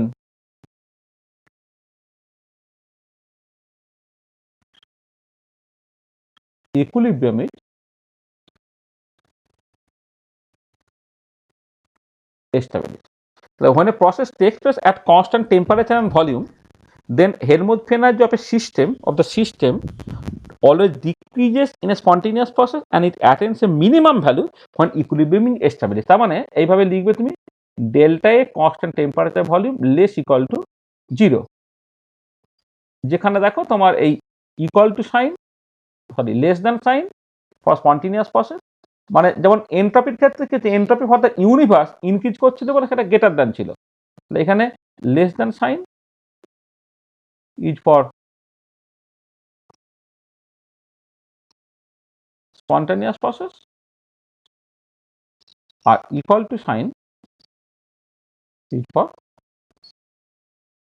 equilibrium। তাহলে দেখো এন্ট্রপির টার্মসে কি ছিল, the entropy of the universe increase করছিল, in a spontaneous process এবং increase করতে করতে maximum ভ্যালুতে পৌঁছালে ইকুইলিব্রিয়াম অ্যাটেন্ড করছিল। আর হেলমহোল্টজ এনার্জি টার্মসে যখন তুমি স্পন্টেনিটি বা ইকুইলিব্রিয়ামকে বুঝছো তখন কি করছো না, যদি প্রসেসটা কনস্ট্যান্ট টেম্পারেচার ভলিউমে ঘটে তাহলে Helmholtz energy of the system always decrease করবে ইন স্পন্টেনিয়াস প্রসেস এবং এটা মিনিমাম ভ্যালুতে পৌঁছাবে যখন ইকুইলিব্রিয়ামটা এস্টাবলিশড হচ্ছে। তাহলে দেখো হেলমহোল্টজ এনার্জি একটা ক্রাইটেরিয়া, যে ক্রাইটেরিয়া দিয়ে তুমি স্পন্টেনিটি বা ইকুইলিব্রিয়ামটাকে বুঝতে পারো। আচ্ছা, এবারে এক্ষেত্রে একটা অসুবিধা সেটা হচ্ছে এই যে হেলমহোল্টজ এনার্জি ক্রাইটেরিয়াটা তোমার ফ্রুটফুল হবে কখন, যখন একটা প্রসেস কনস্ট্যান্ট টেম্পারেচার ভলিউমে ঘটবে। যদি একটা প্রসেস কনস্ট্যান্ট টেম্পারেচার ভলিউমে ঘটে তখনই কেবলমাত্র হেলমহোল্টজ এনার্জি ক্রাইটেরিয়াটা তুমি ব্যবহার করতে পারবে। আচ্ছা, এবারে gas phase reaction usually constant temperature ভলিউমে ঘটানো হয়, অর্থাৎ একটা ক্লোজ কন্টেনারের মধ্যে ঘটানো হয় যেখানে ভলিউমটা কনস্ট্যান্ট থাকে। কিন্তু ওপেন এয়ারে ফাঁকা পাত্রে যে সমস্ত রিয়াকশন করা হয় সেখানে কিন্তু ভলিউমটা কনস্ট্যান্ট রাখো না, তার বদলে একটু ওপেন এয়ারে করছো, মানে অ্যাটমসফিয়ারিক প্রেসারটা কনস্ট্যান্ট থাকছে। তবে এটা দাঁড়াচ্ছে যে হেলমহোল্টজ এনার্জি ক্রাইটেরিয়া খুব ভালো একটা ক্রাইটেরিয়া হলো, যেটা এনট্রপি ক্রাইটেরিয়ার থেকে সার্টেনলি বেটার, কারণ এনট্রপি ক্রাইটেরিয়ার ক্ষেত্রে সারাউন্ডিং এনট্রপিটা তোমার জানতে হচ্ছিল। এক্ষেত্রে কিন্তু হেলমহোল্টজ এনার্জি শুধুমাত্র সিস্টেমের জন্য জেনে আমি স্পন্টেনিটি বা ইকুইলিব্রিয়াম বলে দিতে পারছি, কিন্তু এটা লিমিটেড অ্যাপ্লিকেশন, কারণ এটা কনস্ট্যান্ট টেম্পারেচার ভলিউমে যদি প্রসেসটা ঘটে তখনই তুমি এটাকে অ্যাপ্লাই করতে পারবে। কিন্তু বাস্তবে আমরা যখন মানে বিভিন্ন রিয়াকশন গুলোকে ওপেন এয়ারে করি যেখানে কিন্তু তোমার ভলিউমটা কনস্ট্যান্ট না, তার বদলে প্রেসারটা কনস্ট্যান্ট। তাহলে তাহলে এবারে আমাকে প্রেসারটাকে কনস্ট্যান্ট রেখে যদি স্পন্টেনিটি বা ইকুইলিব্রিয়ামকে বুঝতে হয় তখন আর একটা অক্সিলারি বা ডিরাইভ স্টেট ফাংশন এলো যাকে বলে gives free energy.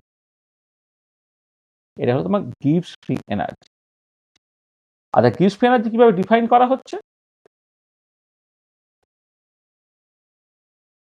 By definition জিটা হচ্ছে তোমার H minus T S.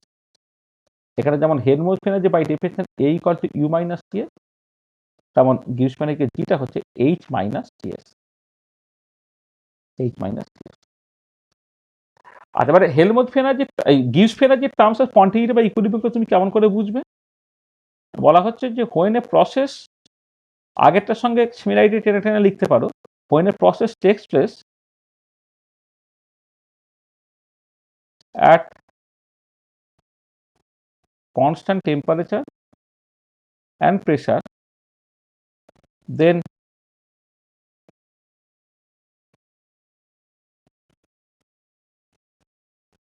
gives free energy of the system. এখানে constant temperature volume ছিল, এখানে constant temperature pressure, and gives free energy of the system always decreases in a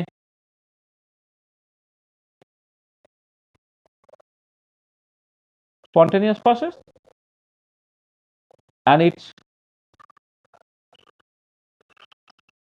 attains a minimum value when equilibrium is established. তার মানে delta G at constant temperature pressure less equal to 0. এটা যেখানে তোমার less than sign is for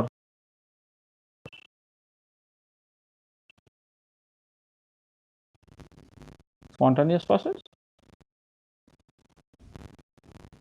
R equal to sign is for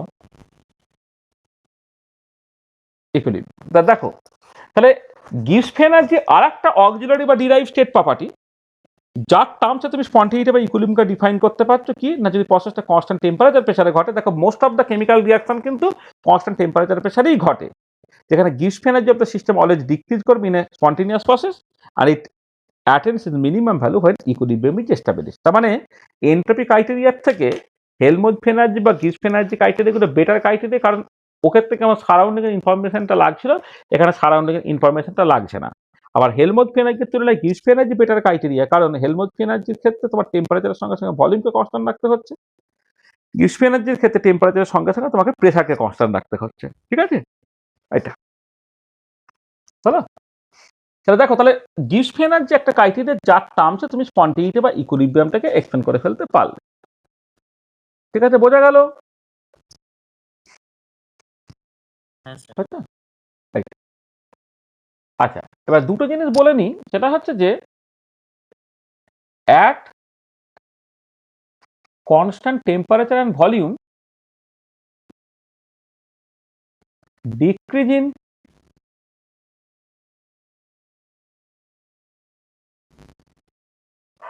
Helmholtz free energy is a measure of maximum work done by the system। এটা মনে রাখবে যে Helmholtz free energy একটা energy represent করে, সেটা কি? যদি কোনো একটা পার্টিকুলার প্রসেস কনস্ট্যান্ট টেম্পারেচার ভলিউমে ঘটে, তাহলে কোনো একটা স্পন্টিনিয়াস প্রসেসের ক্ষেত্রে হেলমহোল্টজ ফ্রি এনার্জি যেটা ডিক্রিজ হলো, সেটা বেসিক্যালি হচ্ছে maximum work done by the system. তার মানে তুমি বলতে পারো মাইনাস এই ধরো delta A at constant temperature volume, এইটা সেটা হচ্ছে এই ম্যাক্সিমাম রিভার্সেবল ওয়ার্কটা হচ্ছে ম্যাক্সিমাম ওয়ার্ক হয়, এটার সঙ্গে তোমার সমান হয়। এটা মনে রাখবে। মানে physical significance of Helmholtz free energy, Helmholtz free energy একটা এনার্জি, ইন্টারনাল এনার্জি একটা এনার্জি, এনথালপি একটা এনার্জি, গিবস ফ্রি এনার্জি একটা এনার্জি। তাহলে একে অপরের সাথে ডিফারেন্সটা কি? তাহলে decrease in Helmholtz free energy at a constant temperature volume, সেটা হচ্ছে basically maximum work done by the system. আর উল্টো দিকে at constant temperature and pressure, decrease in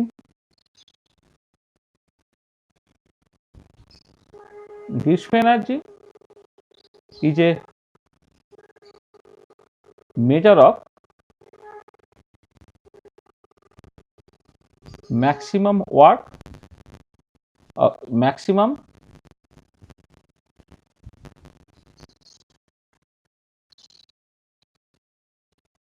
non-PV work done by the system। মানে হেলমহোল্টজ ফ্রি এনার্জির সঙ্গে Gibbs free এনার্জির তফাৎটা হচ্ছে Helmholtz free energy maximum work done by the system, আর Gibbs free energy maximum non PV work. যে non PV work মানে কি? দেখো, যদি তুমি এই অ্যাট কনস্ট্যান্ট টেম্পারেচার প্রেসারে ডিক্রিজ ইন গিবস ফ্রি এনার্জিটাকে করো, সেটা হয়ে যাচ্ছে এই রিভার্সেবল ওয়ার্ক মাইনাস পিডিভি। এইটা হচ্ছে কি? এটা হচ্ছে পিভি টাইপের ওয়ার্ক। তার মানে এটা দাঁড়াচ্ছে এই ম্যাক্সিমাম ওয়ার্ক মানে রিভার্সেবল ওয়ার্ক, সেখান থেকে তুমি জাস্ট পিভি টাইপের ওয়ার্কটাকে জাস্ট বাদ দিলে, তার মানে এটা হয়ে গেল এই নন পিভি টাইপের ওয়ার্ক। এটা তাহলে একটা হচ্ছে just maximum work done by the system, আবার সেইখান থেকে আবার পিভি টাইপের ওয়ার্কটাকে যদি বাদ দিয়ে দেয়, এটা পড়ে থাকে, সেটাই হচ্ছে তোমার basically decrease in Gibbs free energy constant temperature and pressure. That constant temperature and pressure decrease in Gibbs free energy is a measure of maximum non-PV work done by the system। ঠিক আছে?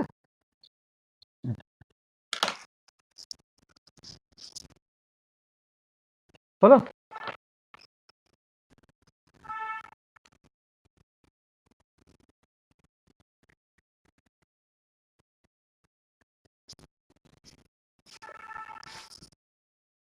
বুঝতে পেরেছো? হ্যাঁ sir. আচ্ছা আচ্ছা, এবার একটা important জিনিস দেখো, সেটা হচ্ছে যে এই যে যেহেতু তোমার as G equal to H minus T S for a particular process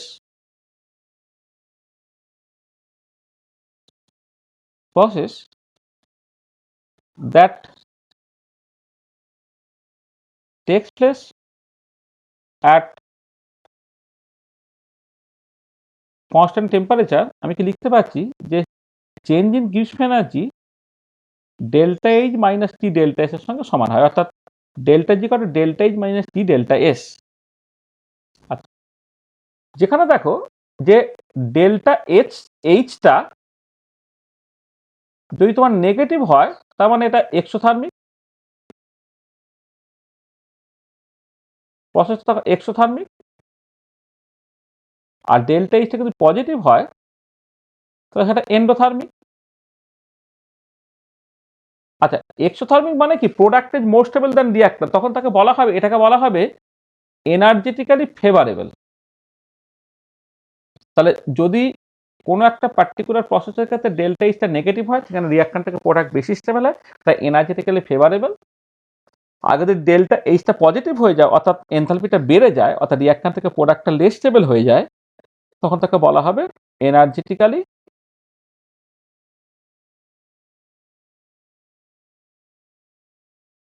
unfavourable. আচ্ছা, এবার ডেল্টা এস সেটা পজিটিভ হতে পারে, ডেল্টা এসটা নেগেটিভ হতে পারে। আর এবারে কি চাই, যখন একটা স্পন্টেনিয়াস প্রসেসের ক্ষেত্রে এনট্রপি অলওয়েজ বাড়তে চায়, তাই তো, মানে এনট্রপি বেড়ে যাওয়াটা লোকে পছন্দ করে। তাহলে ডেল্টা কিন্তু পজিটিভ হয়ে গেলে তখন তাকে বলা হবে এনট্রপিক্যালি ফেভারেবল।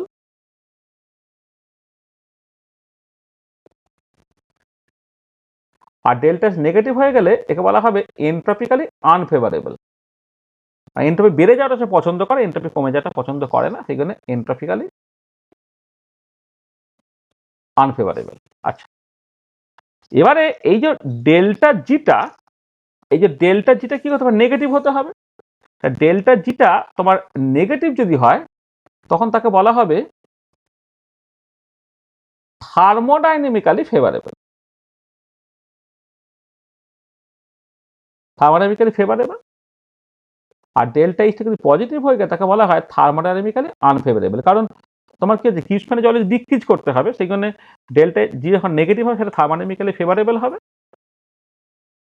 আর যদি তোমার ডেল্টা জিটা পজিটিভ হয়ে যায়, তখন থার্মোডাইনামিক্যালি আনফেভারেবল হয়ে যাবে। ঠিক আছে, এইটা। তাহলে দেখো delta H, delta S, delta GK আমি আলাদা করে বলবো। এবারে ডেল্টা জি যদি নেগেটিভ হয়, সেটা থার্মোডাইনামিক্যালি ফেভারেবল, একে বলা হয় এক্সার্গনিক, এগুলোকে বলা হয় এক্সার্গনিক process.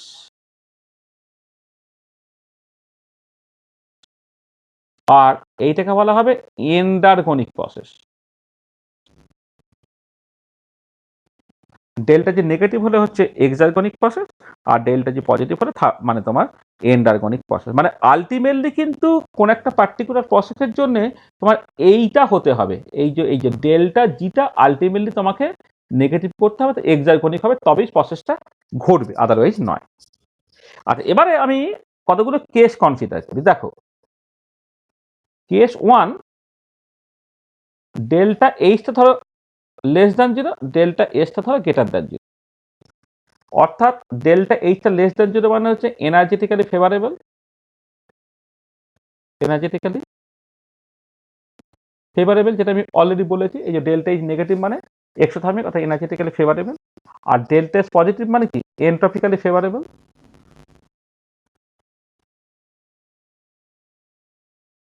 এন্ট্রপিক্যালি favourable.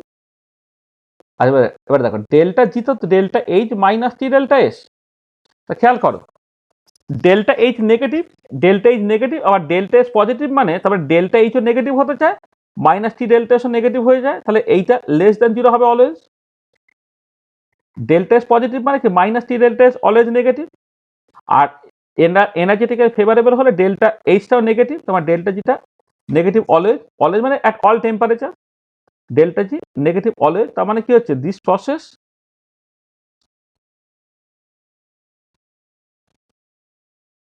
takes place spontaneously at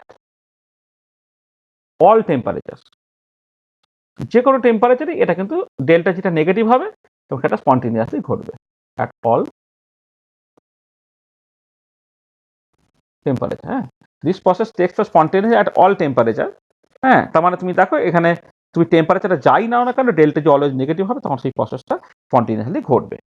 তাহলে আমি এক্সাম্পল বলছি, ধরো ধরো লেটসে, এই ধরো তোমার কাছে একটা অ্যাসিটিক অ্যাসিড আছে, তাকে হিট দিয়ে তুমি মিথেন এবং কার্বন ডাইঅক্সাইড তৈরি করলে। তাহলে এই পার্টিকুলার প্রসেসের ক্ষেত্রে দেখো, এই যে মিথেন এবং কার্বন ডাইঅক্সাইড তৈরি করে দুজনেই দারুণ স্টেবল। দারুণ স্টেবল মানে হচ্ছে, আর এইটা গ্যাস আর এইটা তোমার, আচ্ছা একটু ভালো করে লিখি। এমনি যখন তুমি অ্যাসিটিক অ্যাসিডটাকে করছো, অ্যাসিটিক অ্যাসিড নর্মালি সেটা লিকুইড অবস্থায় থাকে, সেটা ভেঙে গিয়ে যখন মিথেন তৈরি করছো সেটাও গ্যাসিয়াস অবস্থায়। আর যখন তোমার মিথেন আর কার্বন ডাইঅক্সাইড তৈরি করছে, কার্বন ডাইঅক্সাইড এটাকে ডিকার্বক্সিলেশন বলে আর কি, কার্বন ডাইঅক্সাইড গ্যাস তৈরি হচ্ছে, সেটা গ্যাসিয়াস অবস্থা। তার জন্য ডেল্টা এইচটা প্রথম কথা হচ্ছে নেগেটিভ হবে, তার কারণটা কি না, মিথেন এবং কার্বন ডাইঅক্সাইড অ্যাসিটিক অ্যাসিডের তুলনায় অনেক বেশি স্টেবল। আচ্ছা, আর ডেল্টা এসটা পজিটিভ হবে প্রথম কথা 1 মোল থেকে 2 মোল হচ্ছে বলে, আর 2 নম্বর হচ্ছে লিকুইড থেকে গ্যাস হচ্ছে বলে। সলিডের থেকে লিকুইডের এন্ট্রপি বেশি হবে, লিকুইডের থেকে গ্যাসের এন্ট্রপিটা বেশি হবে। তার ডেল্টা এইচটা লেস দ্যান 0, ডেল্টা এসটা গ্রেটার দ্যান 0, তার জন্য ডেল্টা জিটা কিন্তু লেস দ্যান 0 হবে অলওয়েজ। এটা তাহলে দেখো, তাহলে এই ধরনের প্রসেসগুলো যে কোনো টেম্পারেচারে বেশ দারুণভাবে ঘটবে, ইজিলি ঘটবে। এই প্রসেসগুলো এনার্জেটিক্যালি ফেভারেবল, এন্ট্রপিক্যালি ফেভারেবল এবং থার্মোডাইনামিক্যালি তাহলে অবশ্যই ফেভারেবল হয়ে গেল। তার মানে এই যে ডেল্টা জিটা লেস দ্যান অলওয়েজ, এটা মানে তার মানে হচ্ছে থার্মোডাইনামিক্যালি ফেভারেবল, থার্মোডাইনামিক্যালি ফেভারেবল। আচ্ছা, কেস 2, ধরো ডেল্টা এইচটা লেস দ্যান 0 অর্থাৎ এনার্জেটিক্যালি ফেভারেবল,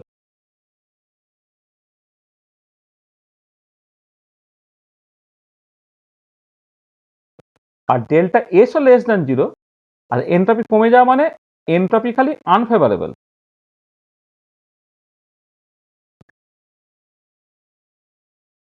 আনফেভারেবল। এবারে দেখো ডেল্টা জিটা হচ্ছে delta H minus T delta S. তাহলে খেয়াল করো, ডেল্টা এস যদি নেগেটিভ হয় তাহলে মাইনাস টি ডেল্টা এস থেকে পজিটিভ হবে। তাহলে এবারে এখানে ডেল্টা জি, তাদের দুটো পার্ট আছে, একটা ডেল্টা এইচ পার্ট, একটা টি ডেল্টা এস পার্ট। তাহলে মাইনাস টি ডেল্টা এস বলতে আমি পজিটিভ হবো, আর ডেল্টা এইচ বলতে আমি নেগেটিভ হবে। তাহলে ওভারঅল জিনিসটা তো নেগেটিভ হতে হবে। তাহলে এইটা নেগেটিভ কখন হবে? Will be negative only at low temperature when delta H এর ম্যাগনিটিউডটা তোমার যাতে করে টি ডেল্টা এস এর ম্যাগনিটিউড থেকে বেশি হয়ে যায়। কারণ দেখো এই যে মাইনাস টি ডেল্টা এস টার্মটা যেহেতু এন্ট্রপিক্যালি unfavourable, minus T delta S টার্মটা কিন্তু ডেল্টা জিকে পজিটিভ করে ফেলতে চায়, আর ডেল্টা এইচ এর নেগেটিভ হচ্ছে সে তাকে নেগেটিভ করতে চায়। তাহলে ওভারঅল জিনিসটা নেগেটিভ কখন হবে? যখন এই কন্ট্রিবিউশনটা কম হবে। এই কন্ট্রিবিউশন কখন হবে? যখন টেম্পারেচারটা কম। টেম্পারেচারটা কম হলে টি ডেল্টা এসটা কম হয়ে যাবে, তখন ডেল্টা এইচটা ডমিনেট করবে, বা টি ডেল্টা এস, তখন ডেল্টা জিটা তোমার নেগেটিভ হবে। এটা তাহলে তার মানে এটা দাঁড়াচ্ছে যে দিজ প্রসেস বা these processes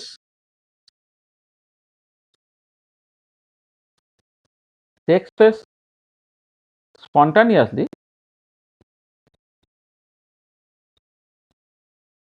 only at low temperature. একমাত্র লো টেম্পারেচারে প্রসেসটা স্পন্টেনিয়াসলি ঘটবে। আচ্ছা, এক্সাম্পল হচ্ছে ধরো তুমি একটা alkane CH2 double bond CH2 gas অবস্থায় নিয়েছো, প্লাস হাইড্রোজেন গ্যাস অবস্থায় নিয়েছো, নিয়ে ধরো তুমি CH3 এটা তৈরি করলে গ্যাস অবস্থা। আর এই পার্টিকুলার কেসে যেহেতু এই পাই বন্ডটা ভেঙে সিগমা বন্ড তৈরি হচ্ছে, এখানে স্টেবল হচ্ছে, ডেল্টা এইচটা লেস দ্যান 0 হচ্ছে, আর ডেল্টা এসও দেখো তোমার লেস দ্যান 0 হচ্ছে, কারণ দুটো মলিকুল থেকে একটা মলিকুল তৈরি হচ্ছে, এন্ট্রপিটা তোমার কমে যাচ্ছে। হ্যাঁ, তাহলে ডেল্টা এইচও নেগেটিভ, ডেল্টা এসও নেগেটিভ, তাহলে এই পার্টিকুলার ক্ষেত্রে ডেল্টা জিটা পজিটিভ হতে পারে অনলি অ্যাট লো টেম্পারেচার। তাই এটা বলে হাইড্রোজিনেশন প্রসেস। আর এটা হচ্ছে হাইড্রোজিনেশন, হাইড্রোজিনেশন প্রসেস। এই যে হাইড্রোজিনেশন প্রসেস যেটা, এইটা হচ্ছে যেখানে একটা আনস্যাচুরেটেড হাইড্রোকার্বন সে লিকুইড অ্যামাউন্ট হাইড্রোজেনের প্রেজেন্সে স্যাচুরেটেড হাইড্রোকার্বন তৈরি করতে, এই হাইড্রোজিনেশন প্রসেসটা energetically unfavourable, energetically favourable, entropically unfavourable, কিন্তু ওভারঅল থার্মোডাইনামিক্যালি ফেভারেবল হয়ে যাচ্ছে যখন টেম্পারেচারটা তোমার কম হচ্ছে। আর এবার কেস 3 তে এসো, তো ডেল্টা এইচটা ধরো গ্রেটার দ্যান 0, মানে এনার্জেটিক্যালি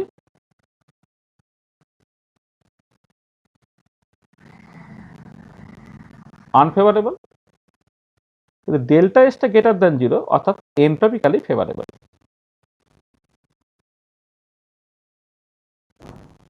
ফেভারেবল।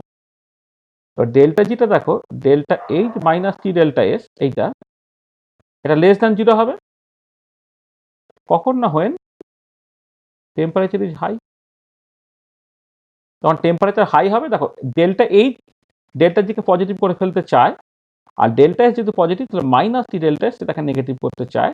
টেম্পারেচার কত বেশি হবে তবে ডেল্টা জিটা তোমার লেস দ্যান 0 হবে, আর টেম্পারেচার যখন হাই তখন সেটা হবে। তার মানে এটা দাঁড়াচ্ছে দিস প্রসেস টেক্স প্লেস বা these processes takes place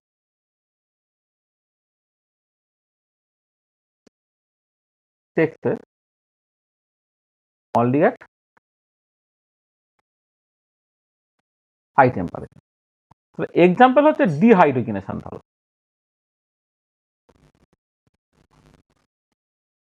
dehydrogenation, তা তুমি অ্যালকেন নিয়েছিলে গ্যাসিয়াস অবস্থায়, সেখান থেকে ধরো অ্যালকিন তৈরি হচ্ছে গ্যাসিয়াস অবস্থা, প্লাস ধরো হাইড্রোজেন গ্যাস তৈরি হচ্ছে।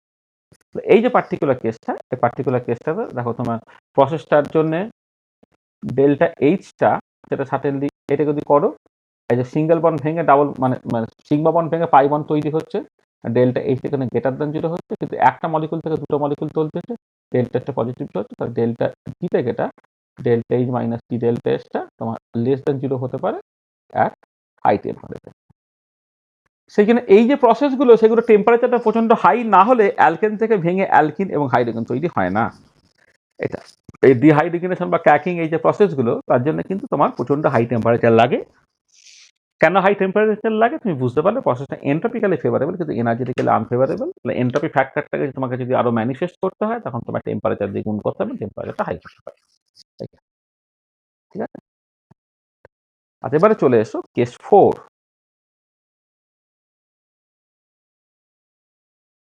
কেস 4 হচ্ছে তোমার ডেল্টা এইচটা সেটা গ্রেটার দ্যান জিরো, ডেল্টা এসটা লেস দ্যান জিরো। আচ্ছা এবার ডেল্টা জিটা যখন তুমি আচ্ছা এখানে লিখে দিই। আচ্ছা দেখো ডেল্টা এইচটা গ্রেটার দ্যান জিরো মানে কি, এটা এনার্জেটিক্যালি আনফেভারেবল।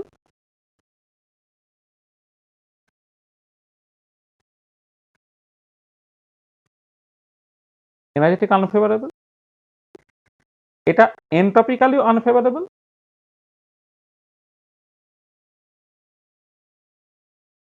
এটা তাহলে ডেল্টা জি যেটা delta H minus T delta এর এইটা দেখো গ্রেটার দ্যান জিরো হচ্ছে অলওয়েজ। তার মানে কি this reaction cannot take place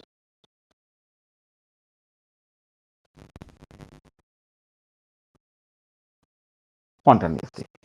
তাহলে দেখো আমি চারটে সিচুয়েশন কনসিডার করলাম, energetically favourable, entropically favourable, energetically favourable, entropically unfavourable, energetically unfavourable, entropically favourable, আর এনার্জেটিক্যালি আনফেভারেবল, এন্ট্রপিক্যালিও আনফেভারেবল। এবং তুমি পরে দেখতে পাচ্ছ যে এই যখন ডেল্টা ইসটা গ্রেটার দ্যান জিরো এবং ডেল্টা ইসটা লেস দ্যান জিরো হচ্ছে, অর্থাৎ এনার্জেটিক্যালিও আনফেভারেবল, এন্ট্রপিক্যালি আনফেভারেবল, সেই প্রসেসটা কিন্তু তোমার ঘটছে না। তা দেখো যেখান থেকে আমি ডেল্টা জিটাকে ইন্ট্রোডিউস করলাম এবং সেই ডেল্টা জি থেকে যখন ডেল্টা জি করে delta H minus T delta S বললাম, সেইখান থেকে যে কোন প্রসেসগুলো স্পন্টেনিয়াসলি ঘটবে এবং কোন প্রসেসগুলো ঘটবে না, কোনগুলো যে কোনো টেম্পারেচার স্পন্টেনিয়াসলি ঘটবে, কোনগুলো হাই টেম্পারেচার স্পন্টেনিয়াসলি ঘটছে বা কোনগুলো লো টেম্পারেচার স্পন্টেনিয়াসলি ঘটছে, সেই যে অ্যানালিসিসটা বা ডিসকাশনটা আমি করলাম, সেই ডিসকাশন থেকে যদি কোথাও কারো কিছু বুঝতে অসুবিধা থাকে তো বলো, বলো যদি কিছু অসুবিধা থাকে। বুঝতে পেরেছো কিছু সবটা? হ্যাঁ ঠিক আছে, একটু জল নিয়ে আসি, একটু দেখো তোমরা ভাবো একটুখানি 10 সেকেন্ড।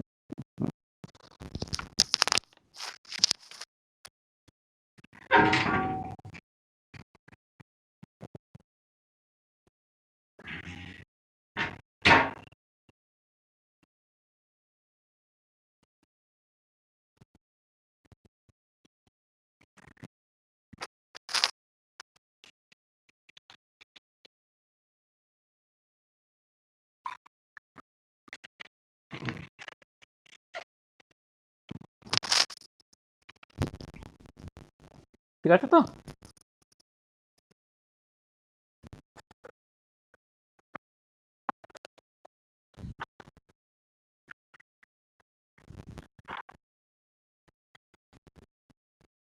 ঠিক আছে, আচ্ছা এই যে লাস্ট পয়েন্টটা তুমি একটু ভালো করে দেখো। এই যে কেস 4 যেটা আমি কনসিডার করেছি যে প্রসেসটা এনার্জেটিক্যালি আনফেভারেবল, এন্ট্রপিক্যালি আনফেভারেবল, হ্যাঁ, এই যে পার্টিকুলার প্রসেসটা দেখো যে তুমি যেটা বলছো তার জন্য ডেল্টা জিটা অলওয়েজ পজিটিভ হবে, অর্থাৎ এই প্রসেসটা কখনো ঘটবে না। এটাকে বলে দেওয়া হয়েছে। কিন্তু জানো তো এই ধরনের প্রসেসকে তুমি চাইলে ঘটাতে পারো। কি করে ঘটাতে পারো? একটা পার্টিকুলার টাইপ অফ রিয়াকশনস এর কথা আমি বলছি, যাকে বলছি কাপলড রিয়াকশন। আচ্ছা, কাপলড রিয়াকশন জিনিসটা কি একটু ভালো করে বোঝা যাক। ধরো তোমাকে আমি জাস্ট এরকম একটা রিয়াকশনের কথা বলছি,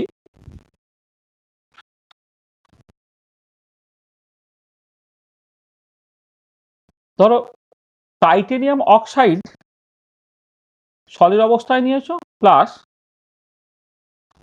2Cl2 গ্যাস অবস্থায় নিয়েছো, নিয়ে যদি তুমি PiCl4 লিকুইড তৈরি করো আর অক্সিজেন গ্যাস তৈরি করছো, এই যে রিয়াকশনটা। আর এই যে রিয়াকশনসটায় কি হচ্ছে দেখো, এটা সলিড আর লিকুইড, সলিড লিকুইড এন্টারবিতে প্রায় কন্ট্রিবিউট করে না। এখানে 2Cl2 থেকে O2 হয়েছে, অর্থাৎ 2 মোল থেকে 1 মোল হয়েছে বলে এই পার্টিকুলার রিয়াকশনটা এন্ট্রপিক্যালি আনফেভারেবল হয় এবং এনার্জেটিক্যালি আনফেভারেবল হয়। এবং এই রিয়াকশনের জন্য যদি গিভস এনার্জি চেঞ্জটা তুমি ক্যালকুলেট করো, সেটা বেরোয় হচ্ছে প্লাস 152 এক মিনিট, এটা আছে ভাই 5.3 মতো দেখতে হয়ে গেছে,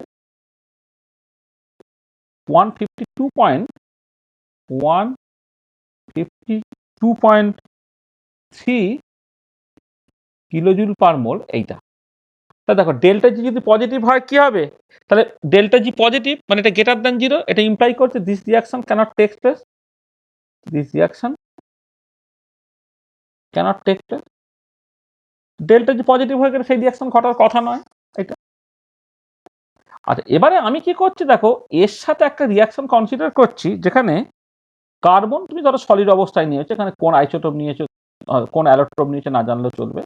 কার্বনকে তুমি সলিড অবস্থায় নিয়েছো আর অক্সিজেনকে গ্যাস অবস্থায় নিয়ে তুমি ধরো একটা কার্বন ডাইঅক্সাইড তৈরি করলে।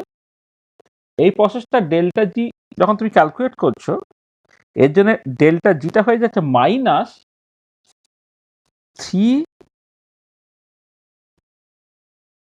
394.4 কিলোজুল পার মোল। ডেল্টা জিটা হচ্ছে মাইনাস 394.4 কিলোজুল পার মোল। এটা লেস দ্যান জিরো এটা। আজ এবারে কথা দেখো, এই রিয়াকশনটা ঘটছে না, কিন্তু এই রিয়াকশনটা দারুণভাবে ঘটছে।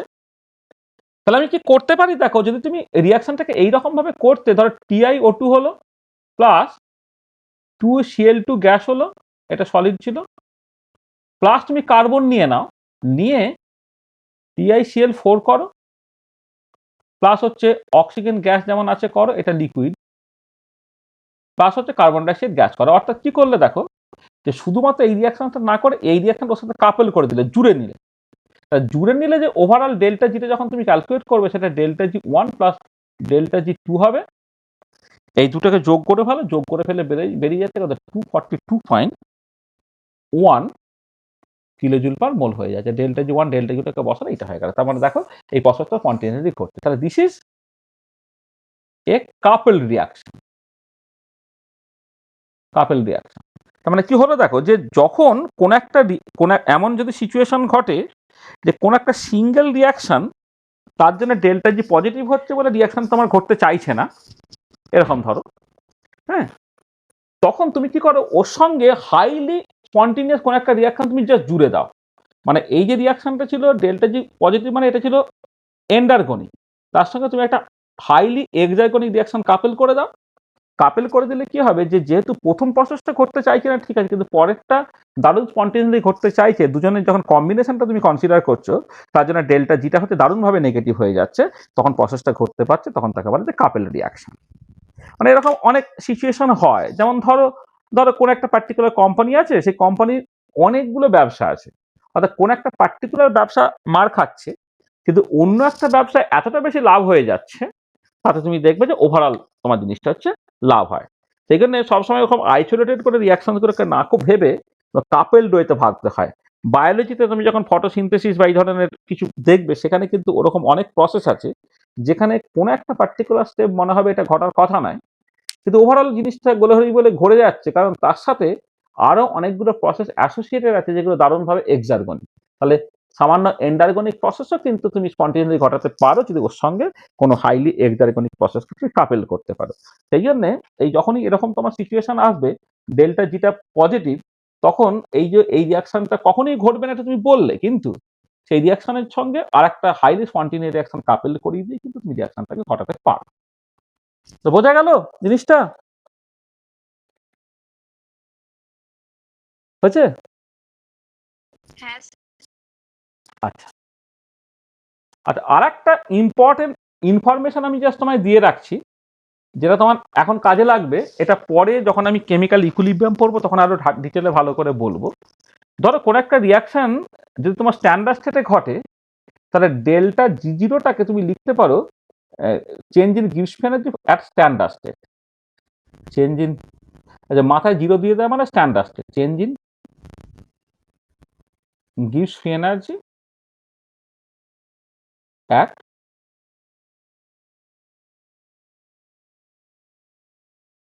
স্ট্যান্ডার্ড। ঠিক আছে, কোনো একটা রিয়াকশনের ক্ষেত্রে তোমার একটা স্ট্যান্ডার্ড স্টেটে গিভস এনার্জি আছে। এবারে যেটা ইম্পর্টেন্ট রিলেশন সেটা হচ্ছে এই যে যে there is an important relation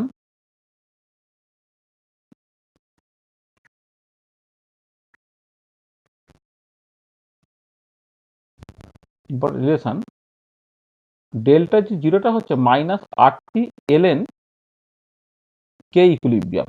এই হচ্ছে একটা ইম্পর্টেন্ট রিলেশন, সেটা হচ্ছে ইকুইলিব্রিয়াম কনস্ট্যান্টের সঙ্গে ডেল্টা জি জিরোর সম্পর্ক। বা তুমি লিখতে পারো যে কে ইকুইলিব্রিয়ামটা সেটা হচ্ছে e to the power minus delta G zero by R, ঘুরিয়ে লিখলে সেটা হচ্ছে এইটা। তাহলে কোন একটা রিয়াকশনের জন্য স্ট্যান্ডার্ড সেটা গিভস এনার্জির চেঞ্জ থেকে ডেল্টা জি জিরো লিখবে, সেটা হচ্ছে ইকুইলিব্রিয়াম কনস্ট্যান্টের সঙ্গে এইরকম ভাবে রিলেটেড। ডেল্টা জি জিরো হচ্ছে minus RT LN K equilibrium. ঠিক আছে, আমাদের এরপরই থার্মোডাইনামিক্সের পরই ইকুইলিব্রিয়াম পড়তে হবে, সেই জন্য আমি এটাকে আগে থেকে বলে রাখলাম যে ডেল্টা জি জিরো হচ্ছে minus RT LN K equilibrium.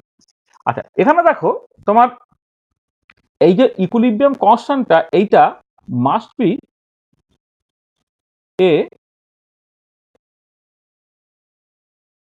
ইউনিটলেস number, কারণ কি ওটা একটা লগের মধ্যে আছে বলে।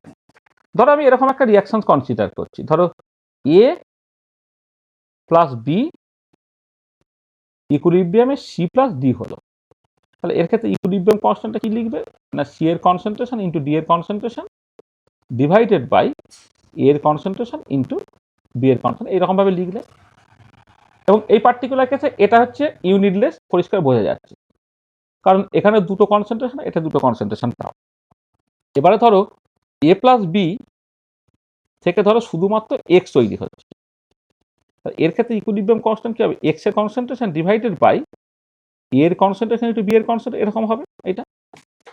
তখন তোমাকে কি করতে হবে, এই পার্টিকুলার ক্ষেত্রে এখানে সি জিরো দিয়ে গুণ করতে হবে, তবে সেটা ইউনিটলেস হবে, যেখানে সি জিরোটা হচ্ছে তোমার 1 মোল পার লিটার। আর কনসেন্ট্রেশন আর এক্সপ্রেস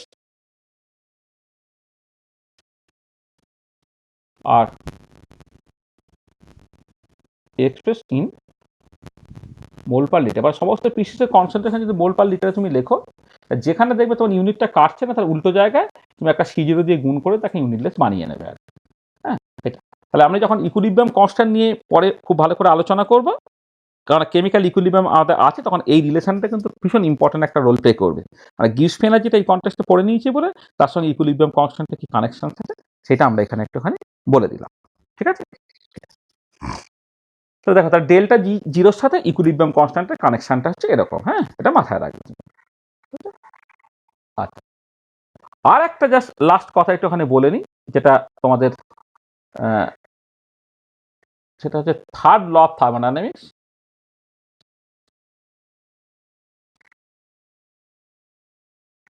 আচ্ছা একটা জিনিস দেখো, আমরা যে সেকেন্ড ল অফ থার্মোডাইনামিক্স যেটা আমি পড়লাম সেখানে কিন্তু এন্ট্রপি চেঞ্জ নিয়ে কথাবার্তা আছে, ডেল্টা এস নিয়ে কথাবার্তা আছে, অ্যাবসলিউট এন্ট্রপি নিয়ে কোনো কথাবার্তা বলা নাই। সেই অ্যাবসলিউট এন্ট্রপি নিয়ে যে কথাবার্তাটা সেটাই বেসিক্যালি তোমার থার্ড ল অফ থার্মোডাইনামিক্স বলে। থার্ড ল অফ থার্মোডাইনামিক্স কি বলছে না, সেটা বলা হচ্ছে for a pure and perfectly crystalline solid absolute entropy for a pure and perfectly crystalline solid, absolute entropy is 0 when temperature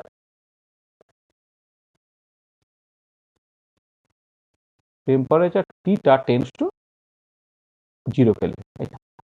তাহলে যখন pure and perfectly crystalline solid তুমি কনসিডার করছো, যার জন্য অ্যাবসলিউট এন্ট্রপিটা 0 হবে, তখন টেম্পারেচার টেন্ডস টু 0 কেলভিন হবে। এটাকে বলা হয় Planck statement of second law of thermodynamics. This is the Planck statement of second law of thermodynamics. ঠিক আছে, তাহলে এটা আচ্ছা, এইখান থেকে আর একটা ইম্পর্টেন্ট পয়েন্ট তুমি পাওয়া যায়। এটা second law, sorry second law বলছি, third law of thermodynamics, Planck statement of third law of thermodynamics, Planck statement of third law of thermodynamics, এটা ঠিক আছে। তাহলে এটা হচ্ছে Planck statement of third law of thermodynamics, এটা। আর এবারে তোমার এই তোমার যদি এরকম হয় যে কোনো একটা সাবস্টেন্সের ক্ষেত্রে 0 কেলভিনে এন্ট্রপিটা 0, তখন তার এন্ট্রপি একেবারে থার্ড ল এন্ট্রপি। তাহলে if this law is obeyed, মানে as a perfectly crystalline solid হলেই এটা ওবেড হবে, পারফেক্টলি ক্রিস্টালাইন সলিড যে নয় তার ক্ষেত্রে এটা ওবেড না হতে পারে।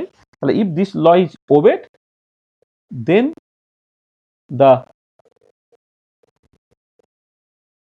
absolute entropy is called third law entropy, third law entropy, এটা। আর যদি এমন হয় যে if for a substance there is a non-zero entropy even at absolute zero, even at মানে 0 কেলভিন আছে, even at 0 কেলভিন বা absolute zero, if a substance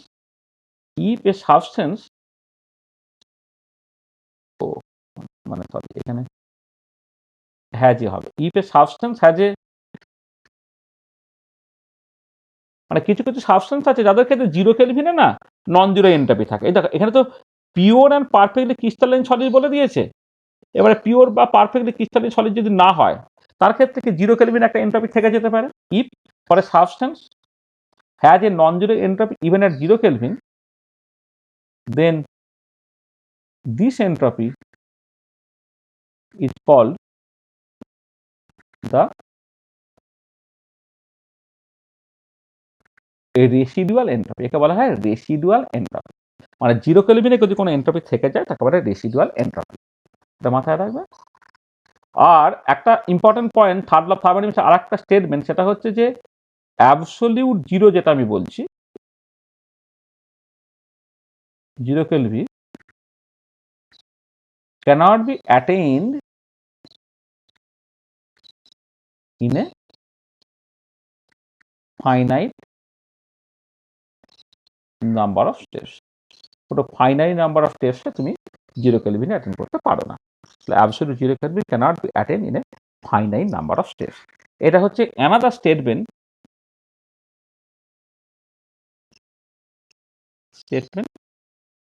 of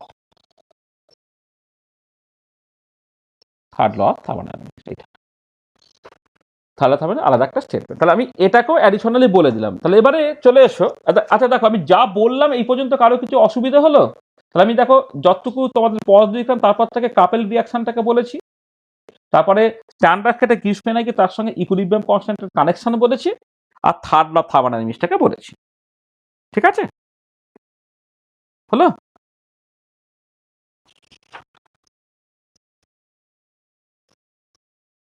বলো, কিছু অসুবিধা আছে? না স্যার। তো দেখো এবারে তুমি একবার সিলেবাসটা রিড আউট করে নেবে।